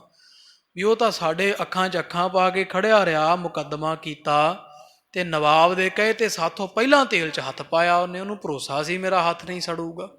ਇਹਦਾ ਅਰਥ ਹੈ ਵੀ ਸੱਚ ਤਾਂ ਉਹਦੇ ਪੱਲੇ ਵੀ ਹੈ ਕੁਝ ਨਾ ਕੁਝ, ਤੇ ਕਿਉਂ ਨਾ ਆਪਾਂ ਦੁਕਾਨ ਫੋਲੀਏ ਆਪਣੀ। ਤੋ ਇਸ ਤਰ੍ਹਾਂ ਵਹੀਆਂ ਦਾ ਸਾਰਾ ਖਾਤਾ ਜੋੜ ਜੋੜ ਕੇ ਕਿੰਨਾ ਹਿਸਾਬ, ਕਿੰਨੀ ਆਮਦਨ ਹੋਈ, ਕਿੰਨਾ ਖਰਚ ਹੋਇਆ, ਪੈਸੇ ਆਏ ਕਿੰਨੇ, ਦਿੱਤੇ ਕਿੰਨੇ, ਸਾਰੇ ਘਰਾਂ ਦਾ ਹਿਸਾਬ ਕਿਤਾਬ ਕੀਤਾ। ਨਾਲੇ ਦੁਕਾਨ ਸਾਫ਼ ਕੀਤੀ, ਸਾਰੀ ਲੱਭੀ ਹੈ। ਖੋਜਨ ਕਰੀ ਸਕਲ ਅਸਥਾਨ। ਤੇ ਸਭ ਦੁਕਾਨ ਇੱਕ ਪਾਸੋਂ ਲੱਗ ਪਏ ਸਫਾਈਆਂ ਕਰਨ, ਮਾਇਆ ਜੋੜ ਜੋੜ ਕੇ ਹਿਸਾਬ ਵੀ ਲਾਉਂਦੇ ਵਹੀਆਂ ਤੇ ਜਦੋਂ ਸਾਰੇ ਹਿਸਾਬ ਕਿਤਾਬ ਕੀਤਾ, ਇੱਕ ਵੱਡਿਓਂ ਦੁਕਾਨ ਲੱਭਣਾ ਕੀਤੀ ਹੈ। ਕਿਸ ਬਾਸਣ ਮਹਿ ਤੇ ਸੋ ਪਾਈ। ਤੇ ਵੇਖਿਆ ਵੀ ਕਿਸੇ ਭਾਂਡੇ ਦੇ ਵਿੱਚ ਉਹ ਮੋਹਰਾਂ ਦੀ 700 ਮੋਹਰਾਂ ਵਾਲੀ ਥੈਲੀ ਪਈ ਵੇਖੀ ਹੈ। ਮੋਹਰ ਵਾਸਣੀ ਮਹਿ ਸਭ ਸਮੁਦਾਈ। ਵੀ ਜਿੱਥੇ ਰੱਖੀ ਸੀ ਉਹ ਵਾਸਣੀ ਜੀ ਵਿੱਚ ਥੈਲੀ ਵਿੱਚ ਭਰੀ 700 ਮੋਹਰ ਕਿਸੇ ਭਾਂਡੇ ਵਿੱਚੋਂ ਲੱਭ ਗਈ ਹੈ। ਬਹੁਤ ਬਿਸੂਰਤ ਸ਼ੀਗਰ ਗਏ ਤਹਾਂ। ਤੇ ਵਿਚਾਰੇ ਬੜੇ ਵੀ ਕਹਿੰਦੇ ਮਾੜੀ ਹੋਈ ਫਿਰ ਤਾਂ ਮੁਗਲ ਨਾਲ ਵੀ, ਗਲਤੀ ਤਾਂ ਆਪਣੀ ਹੋਈ ਹੈ। ਤੇ ਦੌੜੇ ਹੋਏ ਉਹ 700 ਮੋਹਰ ਲੈ ਕੇ ਮੁਗਲ ਦੇ ਘਰ ਪਹੁੰਚੇ ਹਨ। ਮੁਗਲ ਸਚਿੰਤ ਮਹਾ ਦੁਖ ਸੋਜਹਿ। ਇਧਰ ਵਿਚਾਰਾ ਬੜਾ ਚਿੰਤਾ 'ਚ ਮੁਗਲ ਹੈ, ਵੀ ਮੇਰਾ ਐਵੇਂ ਹੀ ਹੱਥ ਸੜ ਗਿਆ, ਨਾਲੇ 700 ਮੋਹਰ ਵੀ ਹੱਥੋਂ ਗਈ, ਤੇ ਬੜਾ ਸੋਚਾਂ ਵਿੱਚ ਪਿਆ ਹੋਇਆ, ਦੁਖੀ ਹੋ ਰਿਹਾ ਹੈ। ਬਿਸਰ ਗਏ ਹਮ ਖੋਜੀ ਆਛੇ। ਤੇ ਇਹਨਾਂ ਆ ਕੇ ਦੱਸਿਆ ਵੀ ਮਹਾਰਾਜਾ ਤੇਰੀ 700 ਮੋਹਰ ਭਾਈ ਮੁਗਲ ਵੀ ਖਾਨ ਜੀ ਭੁਲੇਖਾ ਲੱਗ ਗਿਆ। ਤੇ ਉਹ ਵੀ ਹੈਰਾਨ ਹੁੰਦਾ, ਕਹਿੰਦੇ ਹੁਣ ਤਾਂ ਹੋਣ ਵਾਲਾ ਤਾਂ ਹੋ ਗਿਆ ਕੰਮ, ਵੀ ਮੇਰਾ ਤਾਂ ਹੱਥ ਸੜ ਗਿਆ, ਵੀ ਚਲੋ ਮੋਹਰ ਵੀ ਤੁਸੀਂ ਹੁਣ 700 ਦੇ ਦਿੱਤੀ।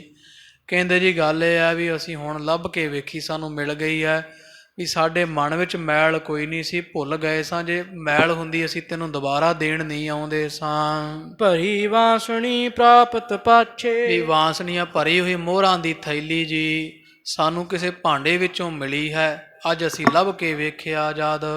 ਲਿਹੋ ਆਪਣੀ ਦੁਖ ਦੂਰ ਕਰੀਜੈ। ਲੈ ਆਪਦਾ ਦੁੱਖ ਦੂਰ ਕਰ ਲੈ, 700 ਮੋਹਰ ਲੈਣਾ ਕਰ ਸਾਥੋਂ ਤੈਂ। ਛਿਮਹਾ ਭੂਲ ਹਮਰੀ ਸੁਖ ਤੇ ਲੀਜੈ। ਹੁਣ ਸਾਡੀ ਕੀਤੀ ਹੋਈ ਭੁੱਲ ਜਿਹੜੀ ਉਹ ਮਾਫ ਕਰ, ਤੇ ਇਸੇ ਤਰ੍ਹਾਂ ਤੂੰ ਸੁਖ ਲੈ ਆਪਣੀ 700 ਮੋਹਰ ਲੈਣੀ ਕਰ ਤੈਂ। ਬਿਸਮਤ ਮੁਗਲ ਕਹੀ ਮੁਖ ਬਾਨੀ। ਪਰ ਮੁਗਲ ਹੁਣ ਹੈਰਾਨ ਹੁੰਦਾ ਹੈ, ਤੇ ਹੈਰਾਨ ਦੇ ਹੁੰਦਿਆਂ ਹੋਇਆਂ ਨੇ ਮੁਖੋਂ ਇਹਨਾਂ ਸਿੱਖਾਂ ਨੂੰ ਆਖਿਆ ਕਿਸ ਕੀ ਤੁਮ ਮੰਨਤ ਤਬ ਮਾਨੀ। ਵੀ ਜਦੋਂ ਤੁਸੀਂ ਹੱਥ ਪਾਇਆ ਤੇਲ ਦੇ ਕੜਾਏ ਵਿੱਚ ਮੋਹਰਾਂ ਨੂੰ, ਹੁਣ ਛੱਡੋ, ਤੁਸੀਂ ਇਹ ਦੱਸੋ ਵੀ ਤੁਸੀਂ ਕਿਹਦੀ ਮੰਨਤ ਮੰਨੀ ਸੀ, ਕਿਸ ਦਾ ਧਿਆਨ ਧਾਰਿਆ ਸੀ। ਪੀਵੇ ਕਹਿਓ ਮਹਰ ਹਮ ਪੰਚੇ। ਭਾਈ ਪੀਵਾ ਕਹਿੰਦਾ ਵੀ ਸਾਨੂੰ ਭਾਵੇਂ ਪਤਾ ਨਹੀਂ ਸੀ ਮੋਹਰਾਂ ਵੀ ਸਾਡੇ ਪਾਸ ਹੈ, ਅਸੀਂ ਧੰਨ ਗੁਰੂ ਅਰਜਨ ਦੇਵ ਪਾਤਸ਼ਾਹ ਦਾ ਧਿਆਨ ਧਰ ਕੇ 5 ਮੋਹਰਾਂ ਦਾ ਪੰਚਮ ਕੜਾ ਪ੍ਰਸ਼ਾਦ ਸੁਖਿਆ ਸੀ। ਸੁਖੀ ਸੁਖੀ ਸੁਖ ਸਤਿਗੁਰੂ ਸਾਚੇ। ਅਸੀਂ ਸੱਚੇ ਪਾਤਸ਼ਾਹ ਧੰਨ ਗੁਰੂ ਅਰਜਨ ਦੇਵ ਸਾਹਿਬ ਮਹਾਰਾਜ ਦਾ ਧਿਆਨ ਧਰ ਕੇ ਅਰਦਾਸ ਕੀਤੀ ਸੀ ਵੀ ਸਾਡੀ ਲਾਜ ਰੱਖਣਾ ਜੀ, ਕਾਮਲ ਗੁਰੂ ਮੁਗਲ ਮਨ ਜਾਨ। ਤੇ ਸਾਡੀ ਲਾਜ ਰੱਖੀ ਹੈ। ਤੇ ਮੁਗਲ ਨੇ ਜਾਣਿਆ ਮਨ ਵਿੱਚ ਵੀ ਫਿਰ ਮੇਰੇ ਪੀਰਾਂ ਫਕੀਰਾਂ ਨਾਲੋਂ ਤਾਂ ਸਾਰਿਆਂ ਤੋਂ ਵੱਡਾ ਗੁਰੂ ਇਹਨਾਂ ਦਾ, ਵੀ ਮੋਹਰਾਂ ਵੀ ਇਹਨਾਂ ਦੇ ਕੋਲ ਸੀ, ਭਾਵੇਂ ਭੁਲੇਖੇ ਨਾਲ, ਤੇ ਕਿੱਡੀ ਲਾਜ ਰੱਖੀ ਫਿਰ ਵੀ ਪਾਤਸ਼ਾਹ ਨੇ। ਮਨ ਕਰਕੇ ਜਾਣਿਆ ਇਹਨੇ ਵੀ ਇਹਨਾਂ ਦਾ ਗੁਰੂ ਤਾਂ ਬੜਾ ਕਾਮਲ ਹੈ, ਅਜ਼ਮਤ ਵਾਲਾ, ਸ਼ਕਤੀ ਵਾਲਾ, ਬਲ ਵਾਲਾ, ਸਮਰੱਥ ਹੈ। ਕਹਿਓ ਚੱਲਾ ਲੈ ਮੁਝ ਗੁਰ ਥਾਨ। ਆਖਿਆ ਮੈਨੂੰ ਵੀ ਤੁਸੀਂ ਕਿੱਥੇ ਰਹਿੰਦੇ ਤੁਹਾਡੇ ਗੁਰੂ ਅਰਜਨ ਦੇਵ ਜੀ, ਮੈਨੂੰ ਵੀ ਪਾਤਸ਼ਾਹ ਦੇ ਦਰਸ਼ਨ ਕਰਵਾ ਦਿਓ। ਦੋਨਾਂ ਭਰਾਤ ਸੰਗ ਤੇ ਲੈ ਜਾ ਤਾਹੀ। ਤੇ ਦੋਵੇਂ ਭਰਾਤ ਜਿਹੜੇ ਆ ਖਾਲਸਾ ਜੀ, ਭਾਈ ਪੀਵਾ ਜੀ, ਭਾਈ ਰੂਪਚੰਦ, ਇਹ ਖਾਨ ਨੂੰ ਮੁਗਲ ਨੂੰ ਨਾਲ ਲੈ ਕੇ ਅੰਮ੍ਰਿਤਸਰ ਪਹੁੰਚੇ ਹਨ। ਆਏ ਸ਼ੀਘਰ ਗੁਰੂ ਕੇ ਪਾਹੀ। ਧੰਨ ਗੁਰੂ ਅਰਜਨ ਦੇਵ ਪਾਤਸ਼ਾਹ ਮਹਾਰਾਜ ਦੇ ਆਣ ਦਰਸ਼ਨ ਕੀਤੇ, ਇਹ ਵੀ ਨਾਲ ਆਇਆ, ਤਿੰਨੇ ਆਏ ਆ। ਮਸਤਕ ਟੇਕ ਬੈਠ ਕਰ ਬੂਝੇ। ਮੱਥਾ ਟੇਕਿਆ ਇਹਨਾਂ ਤਿੰਨਾਂ ਨੇ, ਤੇ ਸੱਚੇ ਪਾਤਸ਼ਾਹ ਮਹਾਰਾਜ ਦੇ ਚਰਨਾਂ ਦੇ ਦਰਸ਼ਨ ਦੀਦਾਰ ਕੀਤੇ, ਤੇ ਸੰਗਤ ਵਿੱਚ ਬੈਠ ਗਏ ਆ। ਇਹ ਵਿਪਰੀਤ ਭਈ ਔਰ ਸੂਝੇ। ਤੇ ਪੁੱਛਣ ਲੱਗੇ ਪਾਤਸ਼ਾਹ ਮਹਾਰਾਜ, ਇੱਕ ਬਹੁਤ ਵਿਪਰੀਤ ਹੀ ਹੋ ਗਈ, ਵੀ ਸਾਨੂੰ ਤਾਂ ਕੁਝ ਸੁਝਦਾ ਨਹੀਂ ਪਿਆ, ਕੁਝ ਨਹੀਂ ਲੱਗਾ ਸਾਨੂੰ ਪਤਾ ਲੱਗ ਰਿਹਾ ਵੀ ਇਹ ਬੜਾ ਉਲਟਾ ਹੀ ਇੱਕ ਬੜਾ ਕੌਤਕ ਮਹਾਰਾਜ ਵਰਤਿਆ ਕੁਝ ਦਿਨ ਪਹਿਲਾਂ। ਸਾਚੋ ਝੂਠ ਝੂਠ ਪਾ ਸਾਚੋ। ਵੀ ਸੱਚਾ ਮਹਾਰਾਜ ਝੂਠਾ ਹੋ ਗਿਆ ਹੈ, ਤੇ ਝੂਠਾ ਸੱਚਾ ਤੁਸਾਂ ਕਰ ਦਿੱਤਾ ਹੈ। ਸੁਣ ਸ਼੍ਰੀ ਸਤਿਗੁਰ ਬਚਨ ਉਬਾਚੋ। ਇਹਨਾਂ ਬੁਝਾਰਤੀ ਭਾਈ, ਇਹਨਾਂ ਭਾਈ ਰੂਪਚੰਦ ਵਰਗਿਆਂ ਨੇ ਮਹਾਰਾਜ ਨੇ ਕੁਝ ਨਹੀਂ ਪੁੱਛਿਆ, ਕਿਉਂਕਿ ਅੰਤਰਜਾਮੀ ਸੱਚੇ ਪਾਤਸ਼ਾਹ ਹਨ। ਗਰੀਬ ਨਵਾਜ ਸੁਣਦਿਆਂ ਸਾਰ ਕਹਿਣ ਲੱਗੇ ਹਨ, ਇਸ ਕੋ ਨਹਿ ਸੁਧ ਦਰਬ ਤੁਹਾਰੇ। ਮਹਾਰਾਜ ਮੁਗਲ ਨੂੰ ਕਹਿੰਦੇ, ਭਾਈ ਖਾਨ ਜੀ ਇਸ ਤਰ੍ਹਾਂ ਵੀ ਇਹ ਸਾਡੇ ਸਿੱਖਾਂ ਨੂੰ ਕੋਈ ਖਬਰ ਨਹੀਂ ਸੀ ਵੀ ਤੇਰੀ ਮਾਇਆ ਇਹਨਾਂ ਦੇ ਪਾਸ ਪਈ ਆ, ਵੀ ਭੁਲੇਖਾ ਸੀ, ਇਹਨਾਂ ਨੂੰ ਨਹੀਂ ਸੀ, ਵਿਸਰ ਗਈ ਸੀ ਮਾਇਆ ਨਾ ਲਿਖਣ ਕਰਕੇ, ਇਹਨਾਂ ਦੇ ਮਨ ਵਿੱਚ ਕੋਈ ਮੈਲ ਨਹੀਂ ਸੀ। ਪਰਿਓ ਸਿੱਖ ਪੁਨ ਸ਼ਰਨ ਹਮਾਰੇ। ਤੇ ਦੂਜੀ ਗੱਲ ਇਹ ਸੀ ਵੀ ਇੱਕ ਤਾਂ ਇਹ ਮਨ ਦੇ ਸੱਚੇ ਸੀ, ਕੋਈ ਇਹਨਾਂ ਦੇ ਮਨ ਵਿੱਚ ਵਲ ਛਲ ਨਹੀਂ ਸੀ, ਚੋਰ ਨਹੀਂ ਸੀ, ਮਨ ਖੋਟਾ ਨਹੀਂ ਸੀ। ਤੇ ਦੂਜੀ ਗੱਲ ਇਹ ਹੈ ਵੀ ਇਹਨਾਂ ਸਾਡੇ ਚਰਨਾਂ ਦਾ ਓਟ ਆਸਰਾ ਤੱਕ ਲਿਆ ਸੀ, ਕੇਵਲ ਤੇ ਕੇਵਲ ਸਾਡਾ ਹੀ ਭਰੋਸਾ ਕੀਤਾ, ਸਾਡੇ ਅੱਗੇ ਹੀ ਅਰਦਾਸ ਕੀਤੀ, ਸਾਡਾ ਹੀ ਆਸਰਾ ਤੱਕਿਆ ਸੀ। ਲਿਓ ਉਬਾਰ ਆਪਨੋ ਜਾਣੇ। ਜੇ ਅਸੀਂ ਨਾ ਬਾਂਹ ਫੜਦੇ ਇਹਨਾਂ ਨੂੰ ਕਿਹੜਾ ਕਿਸੇ ਹੋਰ ਦਾ ਆਸਰਾ ਸੀ। ਇਸ ਕਰਕੇ ਅਸੀਂ ਆਪਦੇ ਜਾਣ ਕਰਕੇ ਵੀ ਅਨਿੰਨ ਭਗਤ ਹੈ, ਸਾਡੇ ਬਿਨਾਂ ਹੋਰ ਕਿਸੇ ਤੇ ਇਹਨਾਂ ਨੇ ਆਸ ਨਹੀਂ ਰੱਖੀ, ਆਪਦੇ ਜਾਣ ਕੇ ਅਸੀਂ ਇਹਨਾਂ ਦਾ ਉਧਾਰਾ ਕੀਤਾ, ਬਾਂਹ ਸੜਨ ਤੋਂ ਤੇਲ ਤੋਂ ਰੱਖਿਆ ਕੀਤੀ ਹੈ। ਤੁਬ ਬਹੁ ਪੀਰ ਨ ਰਖਿਆ ਠਾਨੇ। ਤੇ ਤੂੰ ਥਾਂ ਕਥਾਂ ਬਹੁਤੇ ਪੀਰਾਂ ਨੂੰ ਮਨਾਇਆ, ਫਕੀਰਾਂ ਨੂੰ ਮਨਾਇਆ, ਬੜੀਆਂ ਮੰਨਤਾਂ ਸੁਖੀਆਂ, ਪਰ ਜਿਵੇਂ ਬਹੁਤੇ ਘਰਾਂ ਦਾ ਪ੍ਰਾਹੁਣਾ ਭੁੱਖਾ ਰਹਿ ਜਾਂਦਾ ਵੀ ਖਰੇ ਉਹਦੇ ਘਰੋਂ ਛਕ ਆਇਆ ਹੋਵੇ, ਇਸ ਤਰ੍ਹਾਂ ਤੇਰੇ ਨਾਲ ਹੋਈ ਵੈ। ਤੇਰੀ ਕਿਸੇ ਨੇ ਵੀ ਲਾਜ ਨਾ ਰੱਖੀ ਵੀ ਖਰੇ ਦੂਜੇ ਨੂੰ ਵੱਧ ਮੰਨਦਾ ਹੋਵੇ, ਉਹਨੇ ਰੱਖ ਲਈ ਹੋਵੇ ਲਾਜ ਇਹਦੀ, ਚਲੋ ਮੈਂ ਨਾ ਰੱਖਾਂਗਾ, ਕੀ ਪਤਾ ਦੂਜਾ ਇਹਦੀ ਬਾਂਹ ਫੜ ਲਵੇ। ਤੋ ਇਸ ਤਰ੍ਹਾਂ ਬਹੁਤਿਆਂ ਕਾਰਨ ਹੀ ਤੇਰਾ ਇਹ ਹਾਲ ਹੋਇਆ, ਕਿਸੇ ਤੇਰੀ ਰੱਖਿਆ ਨਾ ਕੀਤੀ। ਸੁਣ ਕਰ ਮੁਗਲ ਪਰਿਓ ਸਰਣਾਈ। ਹਜ਼ੂਰ ਤੋਂ ਇਹ ਪਵਿੱਤਰ ਬਚਨ ਸੁਣੇ ਵੀ ਇੱਕ ਦੀ ਟੇਕ ਜਿਹੜੀ ਆ ਉਹੀ ਤਾਰਦੀ ਆ, 2 ਬੇੜੀਆਂ ਵਾਲਾ ਡੁੱਬਾ ਹੀ ਹੁੰਦਾ। ਤੇ ਸੱਚੇ ਪਾਤਸ਼ਾਹ ਮਹਾਰਾਜ ਦੇ ਚਰਨਾਂ ਪਾਸ ਡਿੱਗ ਪਿਆ ਹੈ। ਭਇਓ ਸਿੱਖ ਗੁਰਮਤਿ ਚਿਤ ਪਾਈ। ਇਹ ਸਾਧ ਸੰਗ ਦੀ ਮੁਗਲ ਸਤਿਗੁਰੂ ਅਰਜਨ ਦੇਵ ਮਹਾਰਾਜ ਦੇ ਘਰ ਦਾ ਬੜਾ ਵੱਡਾ ਭਗਤ ਤੇ ਸਿੱਖ ਬਣਿਆ। ਸਤਿਗੁਰੂ ਦੇ ਪਾਤਸ਼ਾਹ ਦੇ ਘਰ ਦੀ ਗੁਰੂ ਮੱਤ ਇਹਨੇ ਚਿੱਤ ਵਿੱਚ ਧਾਰਨ ਕੀਤੀ, ਸਿੱਖੀ ਧਾਰਨ ਕੀਤੀ ਹੈ। ਧੰਨ ਧੰਨ ਕਹਿ ਜਹ ਕਹਿ ਸਾਰੇ। ਤੇ ਜਿੱਥੇ ਕਿੱਥੇ ਸੰਗਤਾਂ ਇਹ ਕੌਤਕ ਸੁਣਦੀਆਂ ਵੇਖਦੀਆਂ, ਧੰਨ ਹੋ ਗੁਰੂ ਅਰਜਨ ਦੇਵ ਮਹਾਰਾਜ, ਆਪ ਧੰਨ ਹੋ ਧੰਨ ਹੋ ਧੰਨ ਹੋ ਕਹਿੰਦੇ ਐ। ਸਤਿਗੁਰ ਕੋ ਸੁਜਸ ਵੱਡ ਧਾਰੇ। ਧੰਨ ਗੁਰੂ ਅਰਜਨ ਦੇਵ ਜੀ ਮਹਾਰਾਜ ਪਾਤਸ਼ਾਹ ਦੀ ਵੱਡੀ ਵਡਿਆਈ ਸਾਰੀ ਸੰਗਤ ਨੇ ਉਚਾਰਨਾ ਕੀਤੀ ਹੈ। ਪਾਤਸ਼ਾਹ ਦਾ ਵੱਡਾ ਸੋਭਾ ਯਸ ਸੰਗਤਾਂ ਸਤਿਗੁਰੂ ਕੋ ਬੜ ਸੁਜਸ ਉਚਾਰੇ। ਬੜੀ ਸੋਭਾ ਮਹਾਰਾਜ ਦੀ ਸੰਗਤਾਂ ਕਰਦੀਆਂ ਵੀ ਪਾਤਸ਼ਾਹ ਤੀਨੇ ਤਾਪ ਨਿਵਾਰਨ ਹਾਰਾ, ਦੁਖ ਹੰਤਾ ਸੁਖ ਰਾਸ, ਤਾ ਕੋ ਬਿਗਨ ਨਾ ਕੋ ਲਾਗੈ, ਜਾ ਕੀ ਪ੍ਰਭ ਆਗੈ ਅਰਦਾਸ।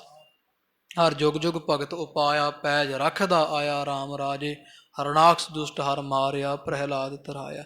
ਤੋ ਆਪ ਜੀ ਆਪਣੇ ਸੰਤਾਂ ਭਗਤਾਂ ਸਿੱਖਾਂ ਦੀ ਲਾਜ ਰੱਖਦੇ ਹੋ। ਪ੍ਰਸੰਗ ਖਾਲਸਾ ਜੀ ਹਿਰਦੇ ਵਸੇ।